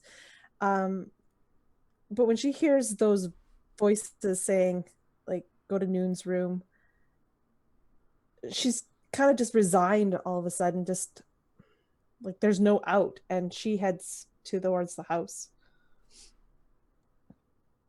Probably almost at a run, actually. I think Barrick would kind of follow in suit of Reginald and do the backpedaling, like where he's not facing the house, but he's looking at the horde, the oncoming horde, and he's looking at Arthur's family specifically as they say these words. And all he can say is, I'm sorry. I'm sorry. I'm sorry. And like it gets to the point where he's literally shouting, I'm sorry. I'm sorry. I'm sorry. Back at them. And then he feels his ankles hit the steps of the door, like the steps of the porch, and he's like going up the stairs, and he's holding out. He's brandishing this this poker out in front of him, not intending to obviously kill anyone, but kind of keep them at bay, keep them back. And he's keeping a very close distance to Carol. So as she starts picking up the pace, I think he's also backpedaling and picking up the pace, and kind of keeping a close eye on her. Ezra having completely left at this point. The three of them are what remains, and I think he wants to hold on to that, hold on to the remaining people that he can at least count among friends and hopefully leave alive. And Ezra, you're still driving away? So is the pain continuing? Essentially, there's like that initial pulse of agony, and then is it still remaining? Is it getting worse? It's still remaining. It's not getting worse, but it is painful. All right, so you can tell me how this plays out. I had this picture in my head, and we'll see how this works. So I imagine that as Ezra feels this pain, he doesn't even look at his, I guess since the first rule was kind of on his chest, the second whatever it is that's appeared now is probably more on like his stomach area. He doesn't even look at that. He wheels around like hard turn on this jalopy, which is probably like, squealing brakes, smoke and exhaust going everywhere. And he's going to try and drive the car back up the driveway, just honking the horn the entire way. And he's going to try to ram his vehicle into the front of the house. Okay. So I don't know if you want me to roll anything or just kind of do it. No, I think you could drive a car into a house. Well, and I also know there's like a horde of potentially monstrous creature things. Make a dex check to see if you can kind of avoid people. Or if you want to just drive through them. Yeah, I mean, at this point, between the pain and the fact that I'm kind of surprised he's still barely, like, he's even cognizant at the wheel at this point, I think he probably would just barrel right through. I think the whole time just honking, and as he gets close to the front of the house and he sees the three of them, he just kind of lean out of the driver's side window and just say, "Get out of the way, you assholes!" and just kind of try and slam the vehicle into the front of the house as high a speed as he possibly can. Just because he is so out of his mind with pain and fear and confusion, just trying to do something. Okay. Yeah. I mean, yeah, it would be pretty easy to hit a house, I think, with a car. So you do so. And I'm going to say you take roll me a D4. A D4. Okay. How about a 4? You take 4 points of damage. Great. So I am dead, I'm assuming, because I had 2 health left. So you are dying, yes. Dying. Gotcha. Mm-hmm. I forgot how this game works. Yeah, don't you have to roll a d6 now? Yeah. Is that how that works? Yeah, Okay. you have to roll. Yeah, a that tells you how many rounds you have left till you're dead. I have Yeah. 6 rounds. You lucky bastard. So yeah, I kind of imagine like the car like slams into the front of the house, probably with enough force that Ezra maybe he kind of starts to go through the windshield, and maybe he didn't pick up enough speed because he was hitting so many of these monstrous creature things, that he kind of like partially goes through the windshield, at least enough to knock him unconscious, but he is bleeding out but not dead. Okay. Alright, so do any of you stop, turn back, or do you keep running into the house? Well, Carol will stop and turn back and go to where Ezra is, because that's what she does. Reluctantly, from the sounds of it. The player is reluctant, but Carol would actually would stop and run. And I'm out of field dressings at this point, but I could use I have a medical bag that says roll intelligence to heal. Okay. Point. Do so. So I would try to staunch his bleeding. I got a 14. The blood is just coming too quickly. You do not have enough. You know that with what you have, it's a lot. It'd be a lot to get him stable. Does he look like I could actually pull him out of the vehicle and into the house without hurting him further? Yeah, I don't think he had a seatbelt on, so I mean, maybe. Yes. I don't. Is Ezra Knowing Ezra, he absolutely would have buckled his seatbelt before peeling out of there. Perfect. So he has the seatbelt. Safety to first, contend kids. with. Yeah. So she'd unbuckle him and then try to pull him into the house. And then she'll ask for help. You make me a wisdom saving throw, please, Carol. 12. Something feels like it hits you on the back of the head. And you are going to take 4 points of damage. But as this pain explodes through your head, you see the sudden flashback. You see yourself in the rain. You see a burning car teetering over the edge of a cliff on fire, and you see the face of Ezra. unconscious. It's like a moment of deja vu. You feel like you've done this before. But just as quickly as the pain exploded through your head and this memory came, it leaves.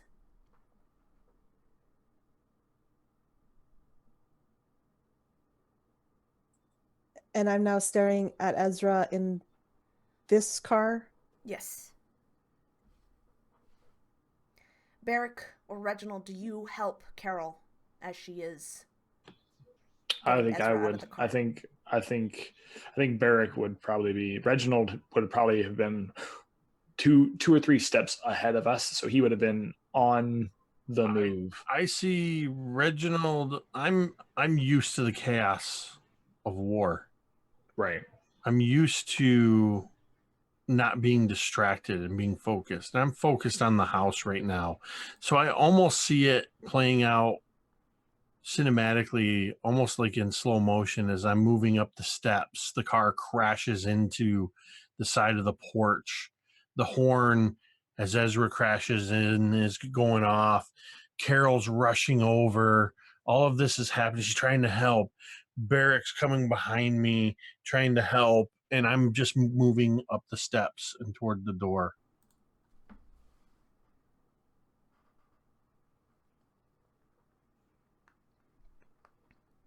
You get him, Ezra, at the door, and you all get into the house.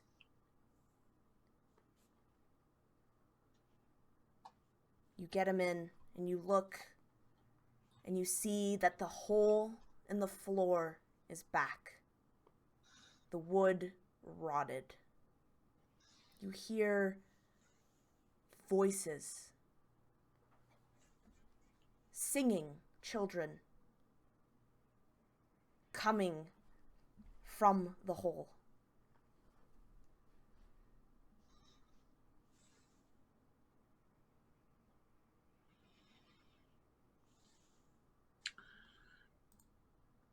I want to peer down into this hole. You do not see the police officer. What you see is what you saw when you first looked in. Puddles of oil. Hair. Mold, mildew blooming out from the various furniture. And that is all you can see, and the room stretches on to your left underneath the floor beyond of what you can see.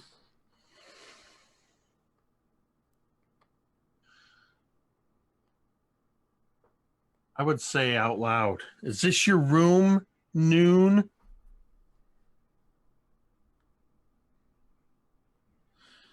And then less loudly, is this where we got to go?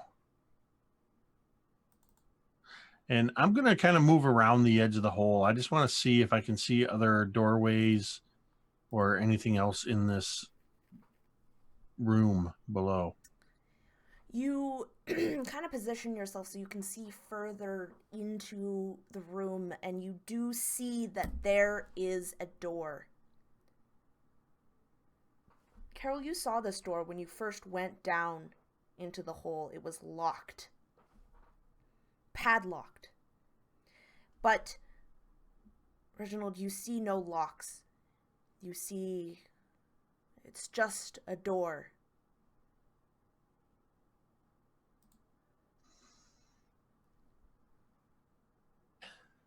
This is not the first time I've said this, and not the first time I've said this with some trepidation, but I'm going to jump in the hole. I think that was everybody's reaction the last time, too. You jump in and you hear this disgusting splooshing noise as your feet hit the ground. And you can hear more clearly the singing.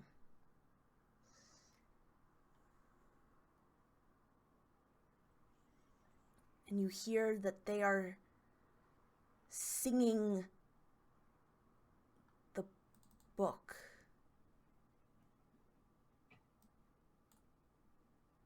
Over and over again.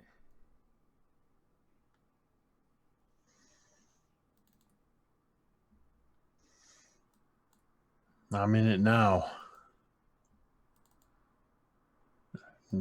This is what they and I'm saying all this to myself as I take step after step toward the door. This is what they call the point of no return. And I do give one glance back over my shoulder up to the hole above and where beyond Carol, Ezra, and Barrick are.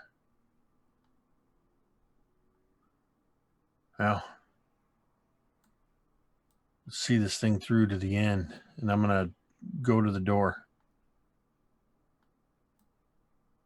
What are the rest of you?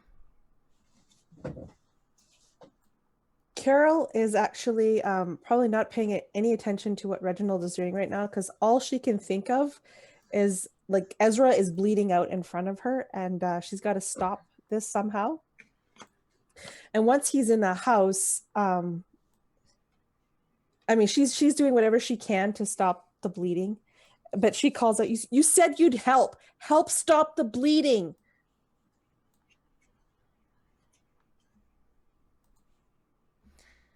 Ezra,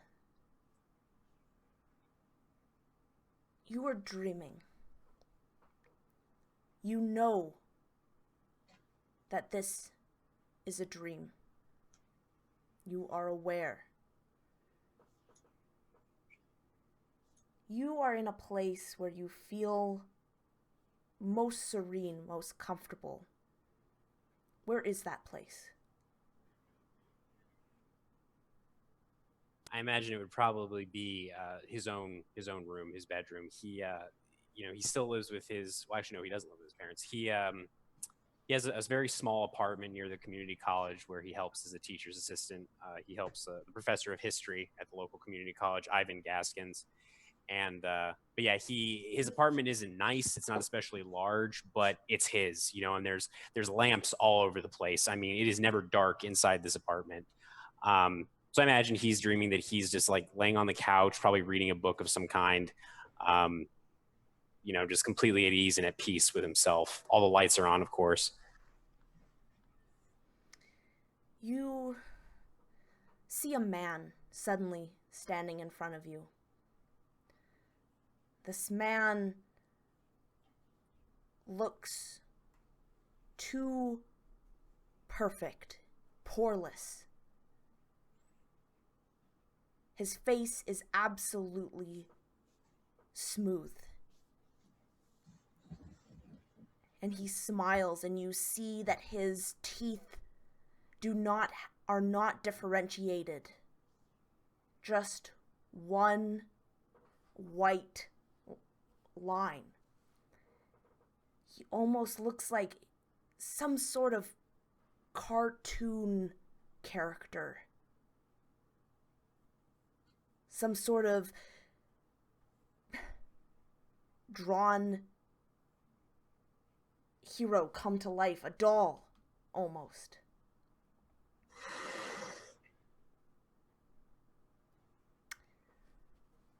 Hello, Ezra. Hi. Who are you? And he kind of smiles, showing these very unsettling teeth.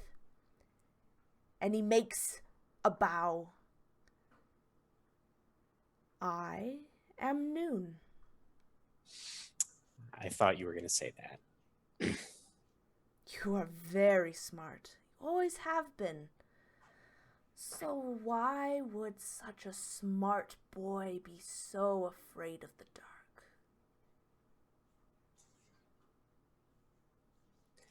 And I imagine Ezra kind of like sits up and puts his book to the side, and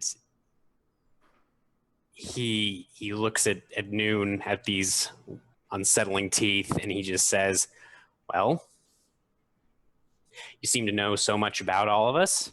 Why don't you tell me?" But where's the fun in that? I want you to tell me, as any good parent would. Want their child to see their mistakes and own up to them.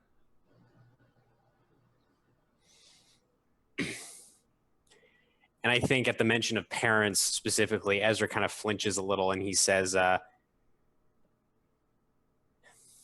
when I was little and my parents were fighting and they didn't want me to see, they would put me in the closet so that I wouldn't see them fighting, so that I wouldn't see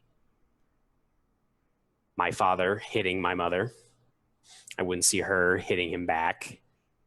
And they would just leave me in the dark. And sometimes they would forget that I was in there. And so I would come out hours later. I don't like the dark.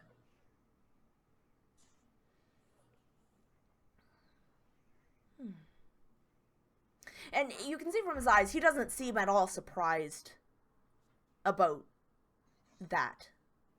He just kind of smiles, a smile that doesn't quite reach his eyes.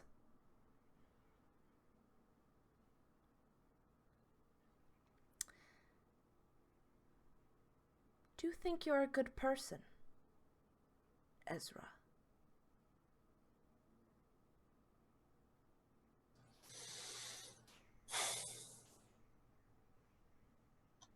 And I think he actually looks at the book, which I imagine is actually this very kind of well-worn copy of Beyond Good and Evil by Friedrich Nietzsche. And he looks back at Noon and he says, I don't think there is such a thing as a good person. There's just people. Good, bad, or indifferent. Hmm.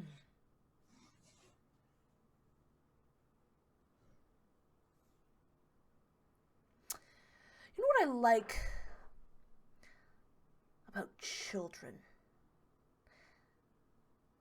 They know right from wrong. To them, that's all there is. None of this gray. None of this in between. There are absolutes. And you could almost say that they are teetering on the precipice of the day. Either. And then when they grow up, they make choices. Choices that affect them, that affect others. That mold them into people who lean more good or bad. Morning, night. Do you understand, Ezra? And he just nods and says, morning, night, noon. I think I understand.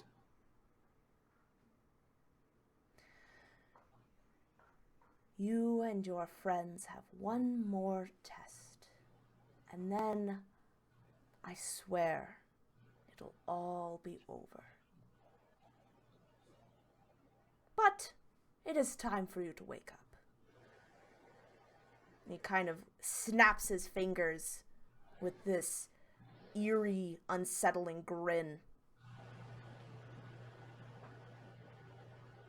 And Carol, you feel Ezra's body's twitch.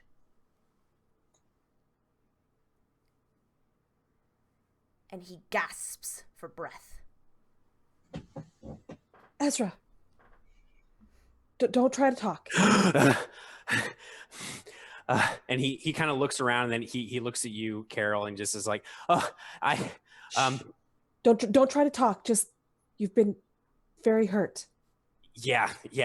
Did the car do anything? Yeah, smashed it into my house. It's pretty beat up. Yeah. Okay, great. Where? And then he kind of looks around. Is Barrick nearby, or is Barrick elsewhere? I think the Barrick, he's like in the middle between the living room and the kitchen. He's like trying to keep an eye on Reginald, but also trying to keep an eye on the rest of the party. He doesn't really know what to do right now. He's kind of torn. Do I hop down in the hole and help Reginald, or do I stay and keep an eye and keep the two of them safe? Yeah, so that's where he's standing right now, kind of in this like indecision moment where he's like looking between the hole of horrific, implications, or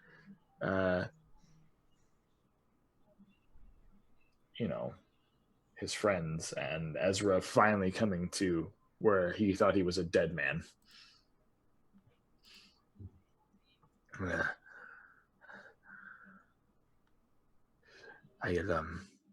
I'll look around the kitchen. I'll see if I can find something to bandage your wounds. Look. I'm not sure it matters. So I was dreaming. Right? I was in my apartment at home, and there was a man there. And where the fuck is Reginald?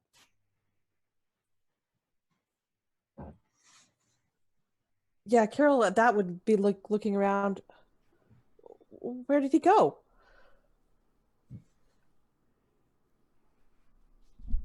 Barrick, where did Reginald go? Yeah. He says it with like a very tentative gulp. He went down the hole. Awesome. So cool. So in the dream thing or whatever, I'm pretty sure I met Noon, and he said that there was one more test. So and then it was over. He said it would be over, and Ezra actually smiles. And I imagine there's like a little bit of blood on his teeth. I mean, he's probably in pretty rough shape, but he says, I think we need to we need to get down in there. We need to get down in there with him, and we can finish this, and this will be over, and we can go and forget about all this. We just need to. And then he kind of reaches for you, Carol, to help get him up on his feet. We need to get in there. Let's all just. This is insane, but let's just do this. Quick. And I think Barrick would come back into the room and slough into the room and help pick you up. Let's do this. Thanks, Barrick. Thank you, Carol. Yeah, let's do it. And he kind of, you see him like wince, because I imagine he's still pretty sore. I mean, he was just in a low grade car accident. But yeah, he leans against you, Barrick, and kind of starts moving towards the hole.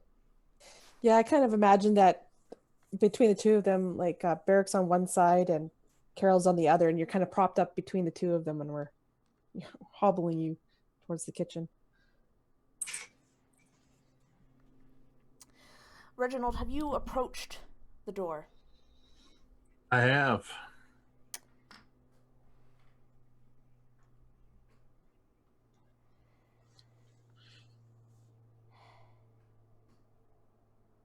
I would. Do you open it? I would try to open it.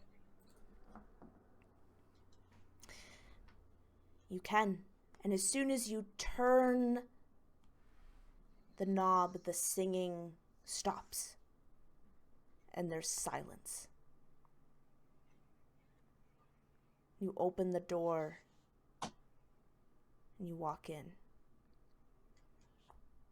You're in a white room. White tile, white walls, almost hospital-like. You see there is a wall, and you see there is a mirror. And I think, Reginald, that you could tell that this is a two-way mirror. Like they would have you know, in the movies, in the interrogation rooms where you can see out but they cannot see through. And there are 4 buttons, 4 switches in front on the wall. So there's the mirror, and then below it are these huge switches, 4 of them. They're all in the off position.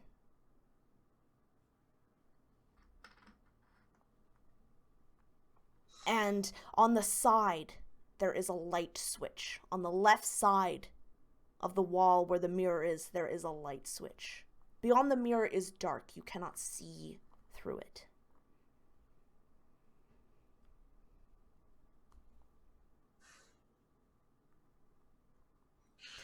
Sorry, one more thing. You know you are on the side that you could look through, if that makes sense. You're not on the side that you couldn't see through.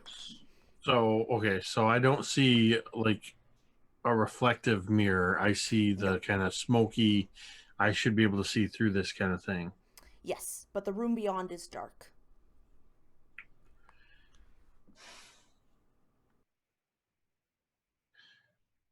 I go to the light switch and I turn it off while watching the mirror window. Specifically, I'm trying to see if by turning the lights off in here, if I can see through to the other side. Sorry, you said you were going to turn on the switch? I'm going to turn off the lights or on or whatever the light switch does. Yeah. So you flick the switch. And Carol, Barrick, and Ezra, you guys are making your way down? Guys are making your way down, and again, you hear this sploosh kind of gross noise as you hit the ground. And you can even see that as you hit the ground, you see some of this hair just kind of wiggle itself away from you.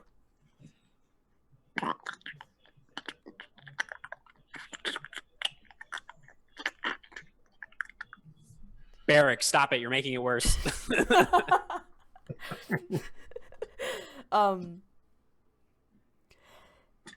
You make it to the door that is now wide open, so it's illuminating everything. And you see what Reginald has just illuminated, which are you 4 sitting in what appear to be electric chairs.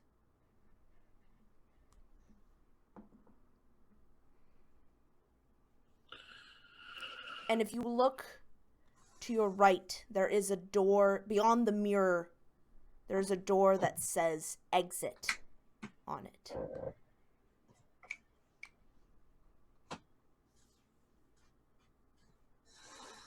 Hey, Carol, can you lift up my shirt just a scotch? So Carol would kind of look at him a little quizzically, but she would. And so on his midsection, the second rule or whatever that was burned into him, what does it say, or what does it read? there? Yes. It says, don't. Rule number 230, don't murder. Oh.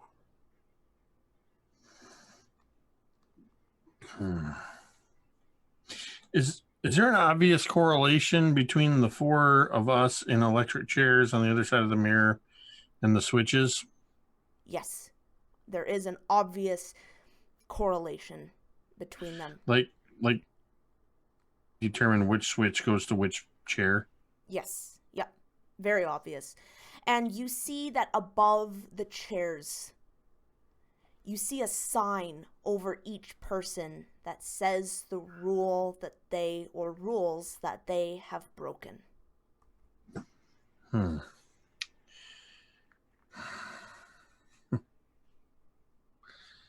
Looking through this mirror,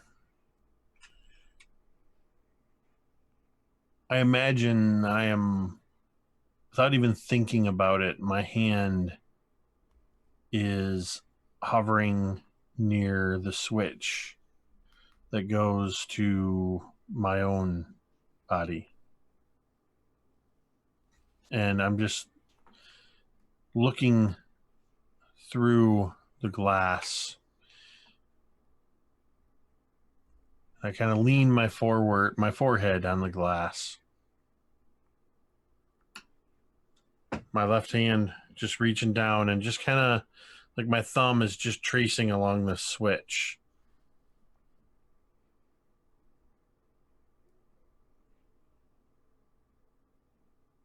And I just kind of, as I'm looking,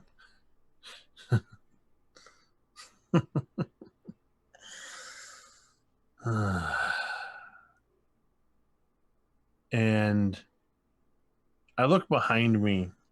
I imagine I would have heard them kind of, especially with Ezra in bad shape, kind of shuffling into the room. I just look back at him. And I look at Ezra.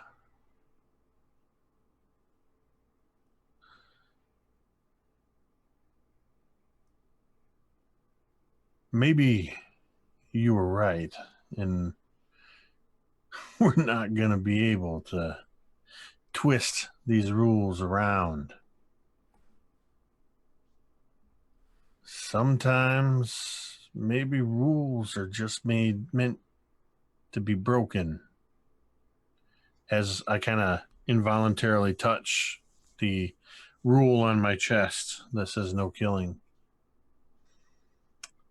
And then I turn back and I flip my switch.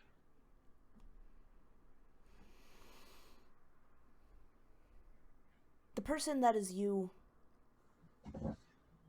begins to convulse.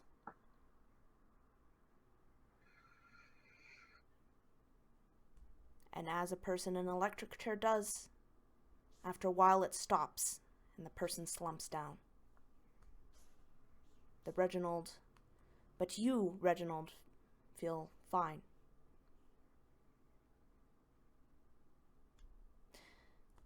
What do the rest of you do?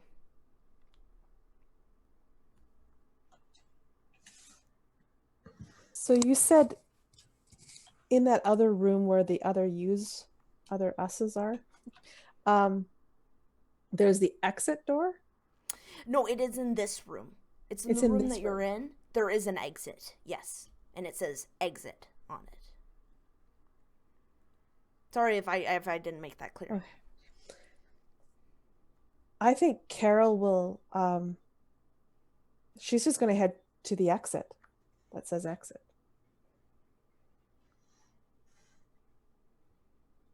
Ezra would go with her, kind of leaning on her if Barrick decides to stay. But yeah, he would definitely go with her just towards the exit. I think Barrick looks at the two of them and he thinks about what they possibly have gone through, the things that they've done, the things that he's done, the kind of person he is, and the kind of person he wants to be.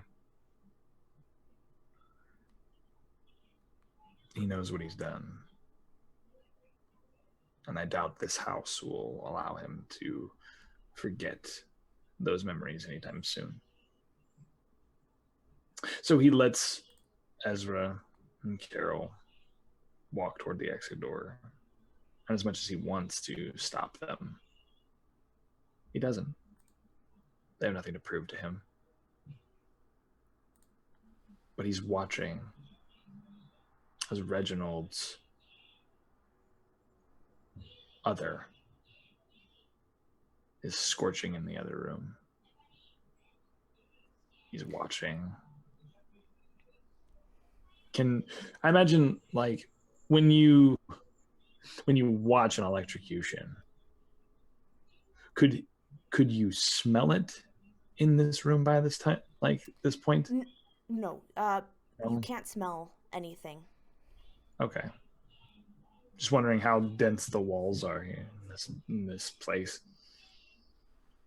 But he watches as the body of Reginald slumps And he understands Reginald for a minute. Understands why he would have done it. He walks up, pats Reginald on the back. Sometimes we make decisions that we can't take back. And I understand that. And he walks over to his own switch. Looks at Reginald. And nods. Sometimes we just have to pay our dues when the time is right. And he flips the switch. And he watches himself get electrocuted.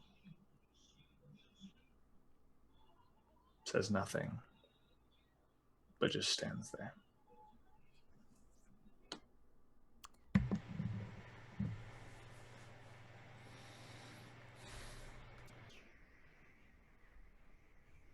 You guys blink. And you are in a room that looks like a children's bedroom.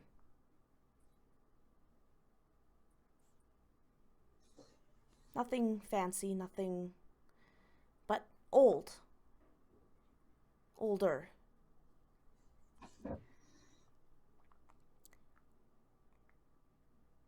You see a small girl sitting on the bed. And you see a man in a suit. Ezra, you know this as Noon. He is reading the girl the book.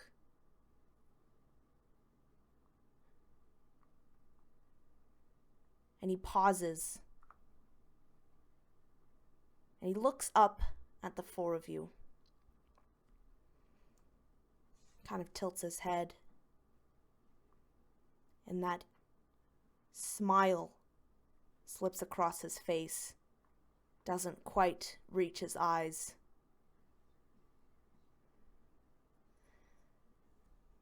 So, I suppose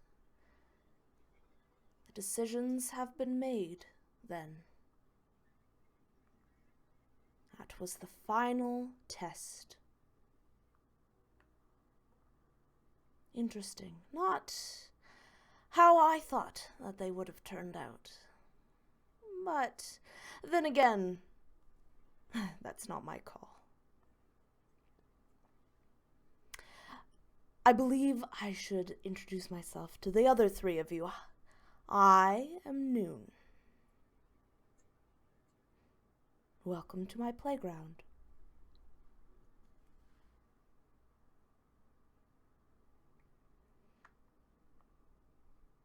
What do you want with us?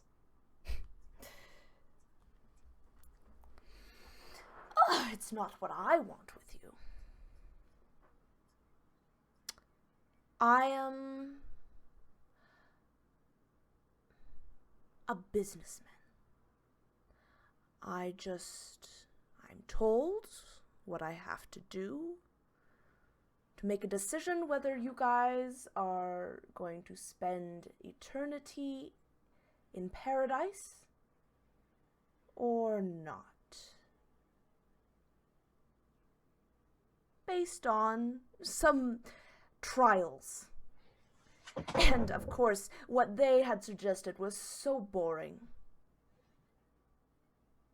So I thought I would make it a little more fun.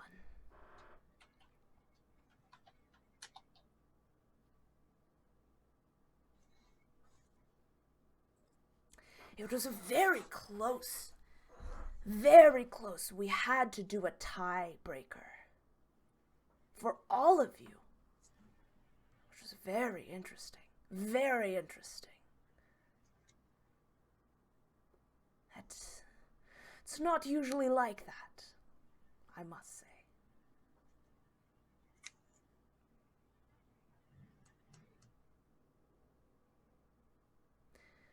You are all looking quite perplexed.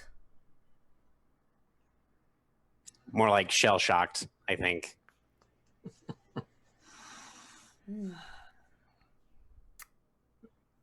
And he kind of looks at each of you and he kind of sighs, and there's like such a comical look to his actions, his body. They're so over exaggerated. I suppose you have forgotten what happened. And he goes up to you, Carol. May I? Carol involuntarily takes a step backwards, and then looks at this strange man. May you what?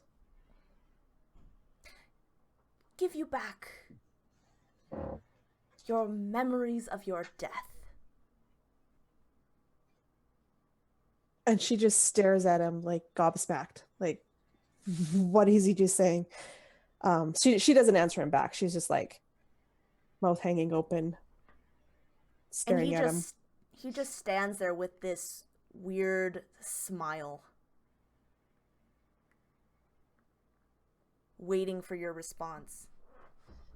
And I think after a little while she would just maybe give a slight nod.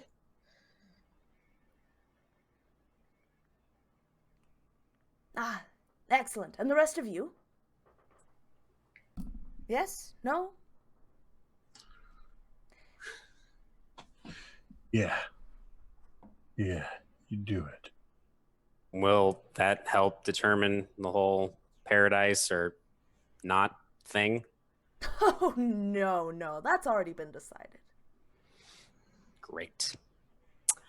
Then that's a no for me. Thanks. All right. Beric would then follow suit with, I know what I've done. I would like to know how I go, if you don't mind. And you see him kind of hop over to Reginald, kind of hits him on the head. And you see this kind of, not hard, but you see this kind of light flash through his head. And he kind of looks dazed, and he does the same to Carol and Beric. And he just kind of steps back and looks at you, Ezra, and folds his hand over his lap. We'll just wait for a moment. I don't like to repeat myself more than once. Understandable. You're a busy guy. I'm so glad you understand. So, Reginald, you find yourself in a car, driving along a mountain road. It's raining, pouring, in fact. You look over and you see Beric, a photographer, who has agreed to take your picture for a ceremony you are going to. A ceremony that is going to award you for your military services. Beric is just some guy who your company or the sponsorship had hired, and luck would have it he ended up in your carpool. You are driving. It's so rainy.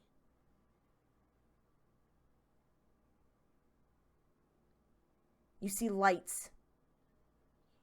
You hear before you can even react, you hear the crash. You hear the crash. You feel the inertia hit you. You feel the car tumble over and over and over again. Carol, you respond to a 911 call.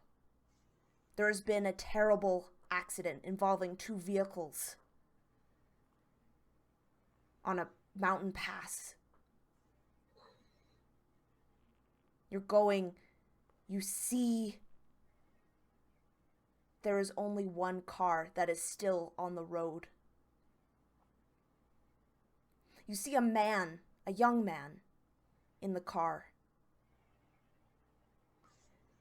He's moving, he's still alive, but the car's on fire and it is just teetering over the edge.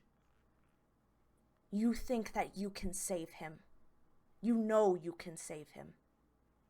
But the seatbelt is jammed.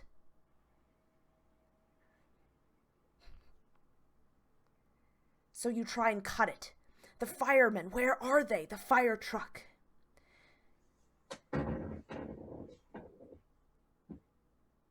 You try to get him out, but all this jostling, all this weight, you feel, and all the rain has made the soil soft, so soft. You feel the weight of the car begin to pull. You're stuck. You're snagged on the car.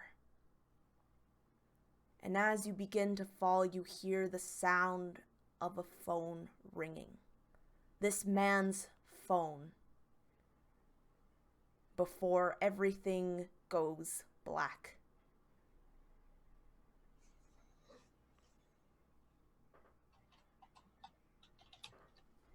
You guys all come to. Having seen this, having relived your final moments.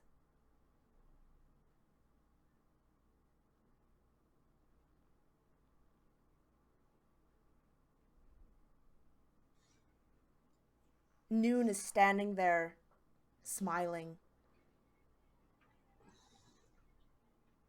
Ah, I'm so glad you are all back. How was your trip?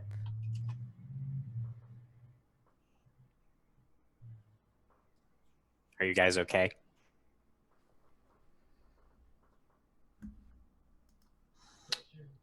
And Carol will just look at you.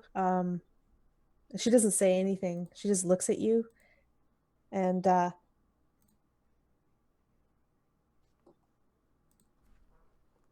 it. What happened? Instinctively,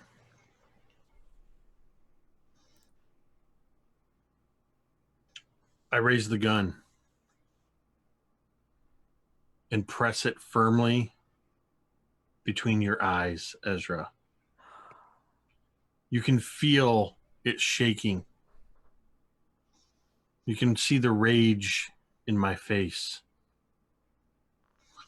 as I'm pressing this into your temple. And then I look around at the others. And I look at Noon.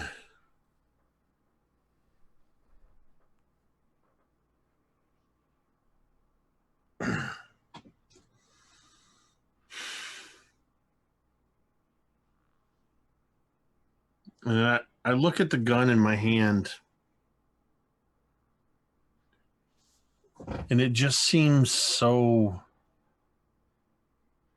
pointless.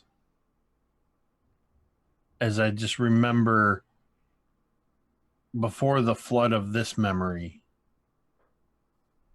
seeing the body twitch that was my own, hearing Noon speak of eternity, seeing what happened to us.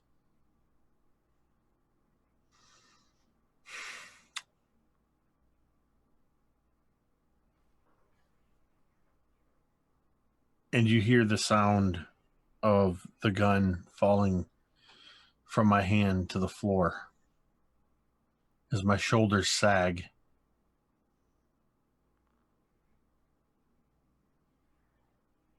And I just stand there staring at you, Ezra. What the fuck did you guys see? What happened? I couldn't save you. From what? Why did you? And he looks over at you, Reginald. Why did you put your gun on my head to my head? What's going on? I'm pretty sure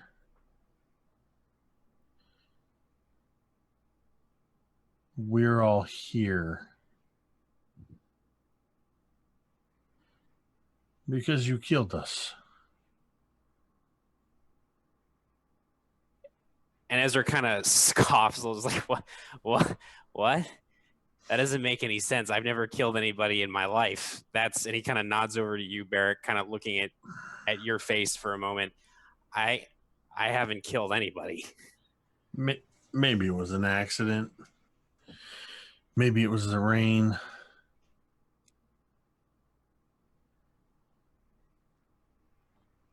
We were there 1 minute. And then apparently the next we were here.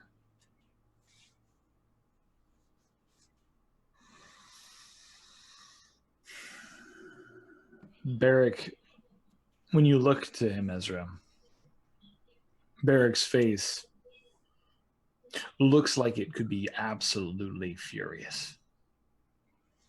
Beyond infuriated for a moment, for a brief moment. And he goes from anger. And then sort of like the smile from Noon himself. It goes from this very like aggressive, angry stare to slowly fading out into a grin, into a wide spanned grin.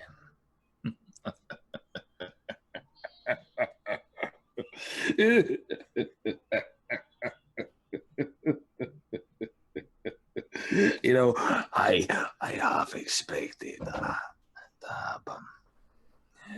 I've done a lot of bad things in my life. And a lot of shit things. And what do you know? I try to make a better life for myself.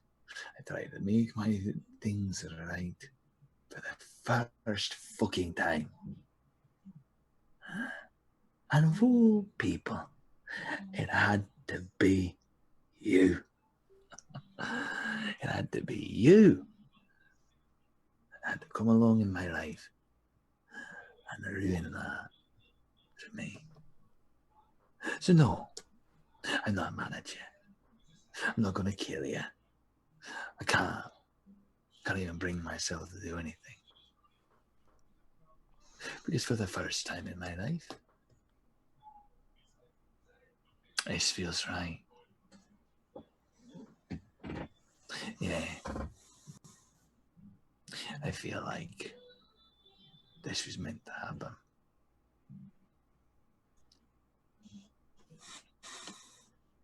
What now? I say to Noon. Well, we have to get on to the business side of things, I suppose. Who is going to paradise, I suppose you can do it, and who is not? Who gets to stay here with me? And go after the people who come after you. Help me with my trials.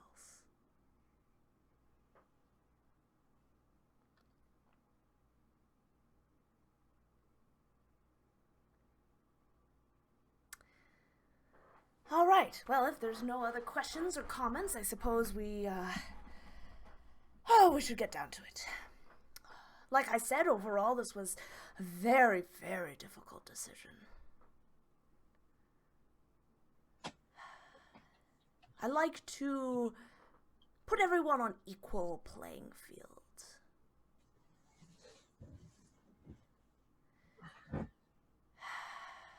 Now, there was that little matter with the final test. Interesting. Carol, I am sorry, my dear. You get to stay with me.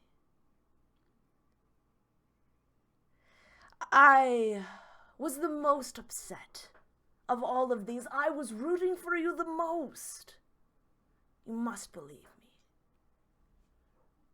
But you didn't tell your sister. I gave you some just very simple rules. Something that a child could comprehend. They weren't extensive. They were something, like I said, a parent would teach their child. Don't lie. Don't, well, murder. Go to bed when you're told to. Don't go out past curfew. Many more. Simple rules. But in the end, also, you were not prepared to end the wrongs that you have done. And that shows arrogance. Arrogance, my dear, is not a good trait. But moving on. Reginald, you made a lot of mistakes. A lot of lives ended for you. I had a field day with those trials, though. The kids, they passed, as they would. Some of the women, you would not believe the stuff that they had done. Tell me, why did you choose to turn the switch on?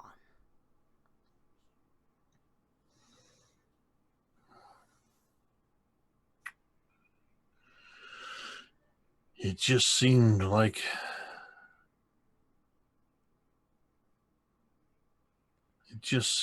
it was the last final right thing to do.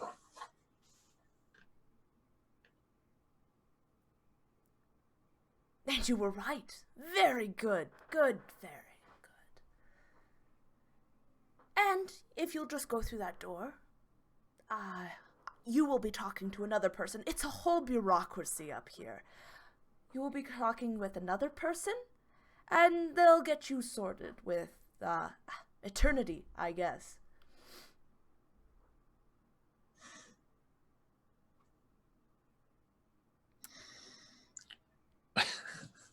I guess I would kind of look at the others and just, there's a small part of me that hesitates, but after more than 20 years in the military, bureaucracy is one thing that I understand. And I got to move on to the next duty station, the next mission.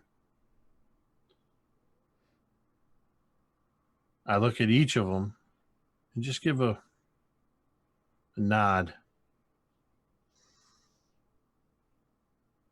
Ezra, I look at you last and just give you a nod and kind of a little look of uncertainty. And then I'm going to step through the door. As you do so, the girl looks at you, who is sitting on the bed.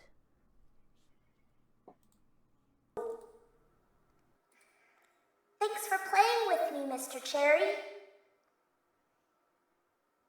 I so did enjoy our game of hopscotch.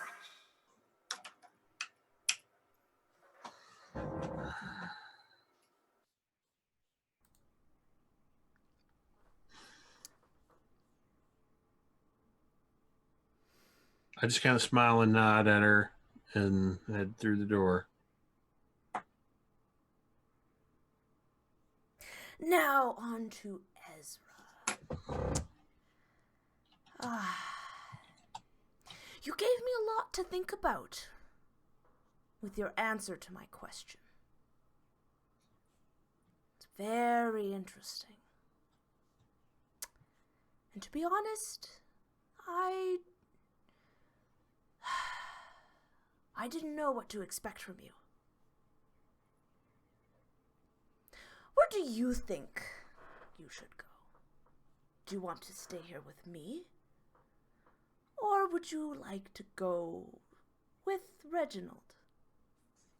I will give you the choice. I think Ezra is looking at the door that Reginald departed through, and he looks to Noon, and he says,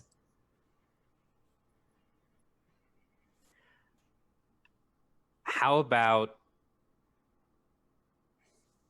And then he looks over at you, Carol.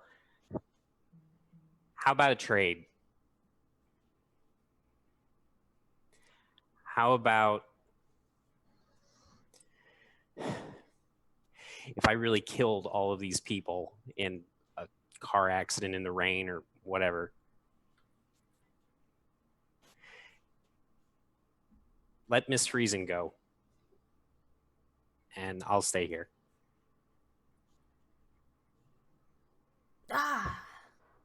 A wager, a gamble, a deal.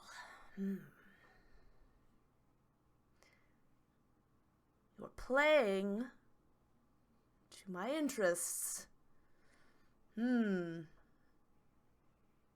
all right. I'm feeling generous today. Thanks. All right. Carol, you may go with Reginald.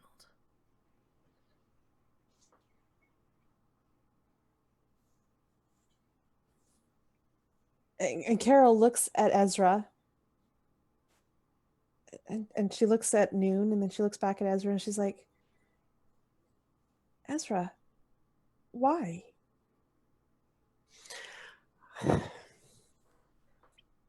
I don't know. You were the best of us, and it seems, and he kind of looks over at Noon a little bit. I want to say shitty, but I'm not going to say shitty.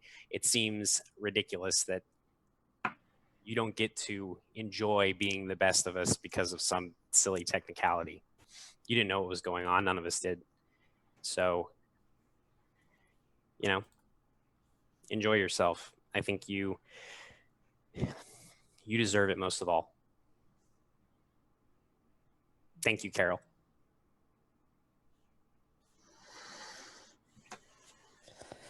Thank you, Ezra. I wish I could save you. Well. No. That's enough saving for one day. Go with Reginald before I change my mind. I think Ezra would just hug Carol briefly and then kind of not push her, but sort of guide her towards the door. Yeah, Carol knows exactly what he's doing. So yeah, she'd reluctantly go, but she would go. You take care. Spare a thought for us when you remember. And with that, she would turn and go through the door.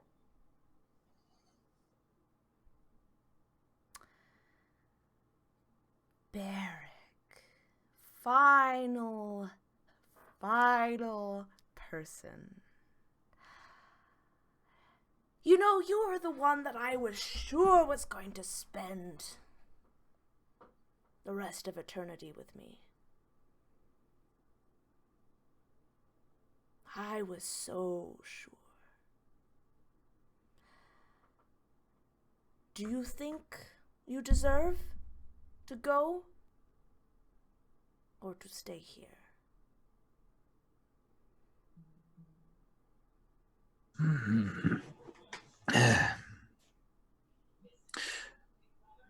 Listen, I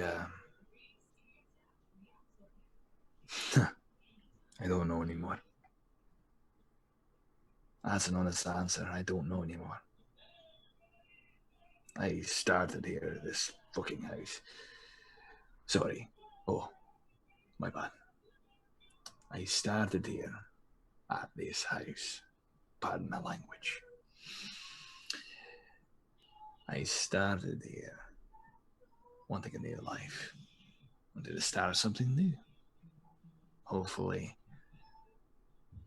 my work with Reginald and my work with Carol would have been different and made life better for me. I forget about the past. But you knew I couldn't forget about that, now could you? You made it so I couldn't forget about it. And the more and more I figured it out, the more and more you kept showing up. I realized something.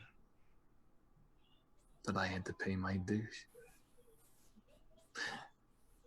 That everything you kept showing me were things that I kept up here. For the longest time. Didn't tell anybody. So, do I think I deserve to be out there amongst real people? Do a part. Yes.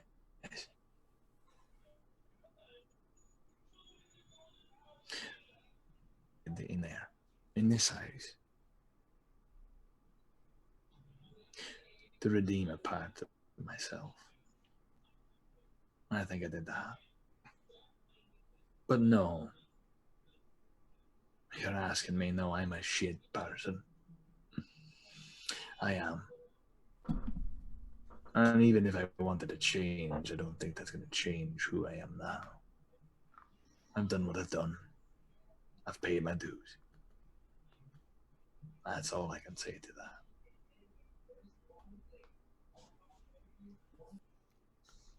I was very confused by your answer.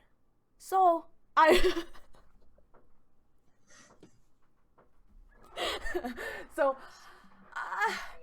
will just To be make it totally brief. honest, so was I. You know, not to interrupt. Sorry. I think Ezra here needs a friend. So, I've made the decision that you are going to stay down here with me and Ezra. Beric, It's not so bad. Beric looks to you. He looks to Ezra.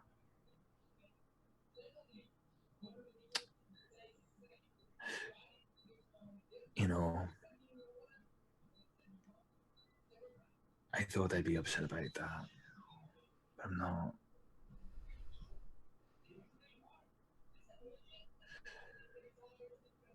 And he looks to Ezra. You and I are going to be spending a lot of time together. So you might as well get used to me now. You were always my favorite, Barrick. People should stay together. Shut the fuck up. Nobody asked you that. And he kind of smiles shakily despite this awful situation. So noon, I suppose, if the two best of us got out, fine. What do you do with us now? That's my question to you. Well, and he kind of looks at his clock. Well, we've got about 10 minutes until our next guests arrive. So, we'll give you a quick rundown of what you'll be doing. Ezra, I'm thinking spider? The next person who's coming in is terrified of spiders. Let's chat a little bit, shall we? And that's where we're going to end.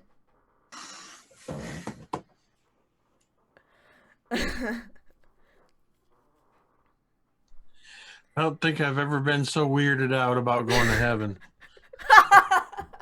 You don't know that's where you went. You could have gone somewhere else. Oh, paradise.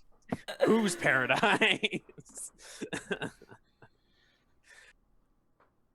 So Well, there we I go. gotta ask, Like, I gotta ask, how did you determine who went where?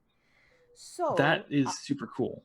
I had a bunch of scenarios. Some were small, some were big, and I wrote all your names down, and I put every time you guys did something that followed Noon's rules, I gave you a check. Every time you went against it, I gave you an X. Not all the rules that you broke were kind of burned onto your chest, only like the bigger ones were. So Very cool. yeah. That's pretty And dope. then I did one final test because a lot of you guys were like half and half. Actually, everyone but Ezra was half and half.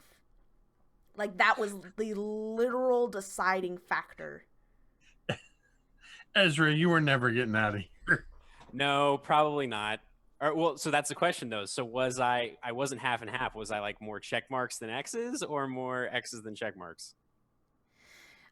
You were more check marks than X's. Oh, what are you saying now? Which is odd, but anyway, yeah. So it is odd. But yeah, I don't know. Like, the biggest one. So I had I had 3 big trials, and then I had like a bunch of little ones that I kind of set up. So every decision you guys had made, everything you said, I wrote down a check or an X. If you guys swore, if you guys like all these things that like children's rules. Oh, that's so cool. Wait, so if swearing was like an X, how in the heck did Ezra get around that? I mean, that's just part of his Ezra was dropping vocabulary. F-bombs left and right. That's just part of his vocabulary, you know. Yes. Intelligent people curse. It was so okay. It was more like not every time they swore, but if they did, you know what I mean? Like if they did swore, they got, or if they didn't. In general. Are we still streaming right now? Yes. Oh, okay, cool. Just check. Yes. But yeah. So that's the end of it. So. That's awesome. Yeah. Hope you guys liked it. It was a bit of a twist ending. I mean, this whole game, you know, all of the sessions played on so many phobias and I mentioned this in our side chat once without realizing it.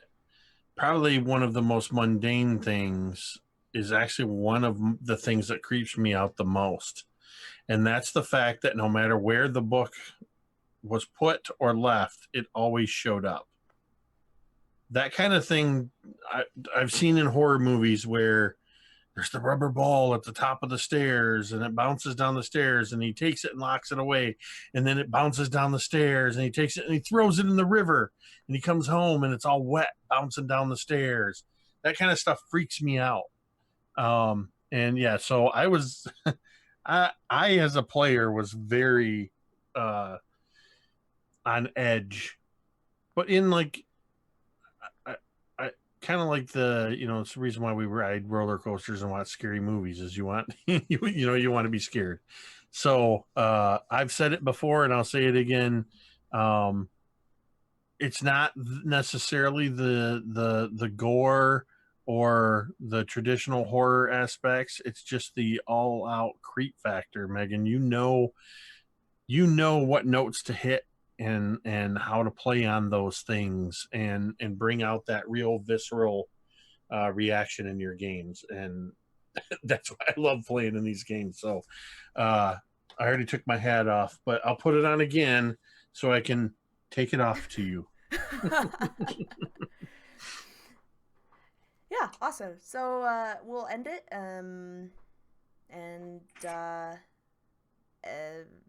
Yeah.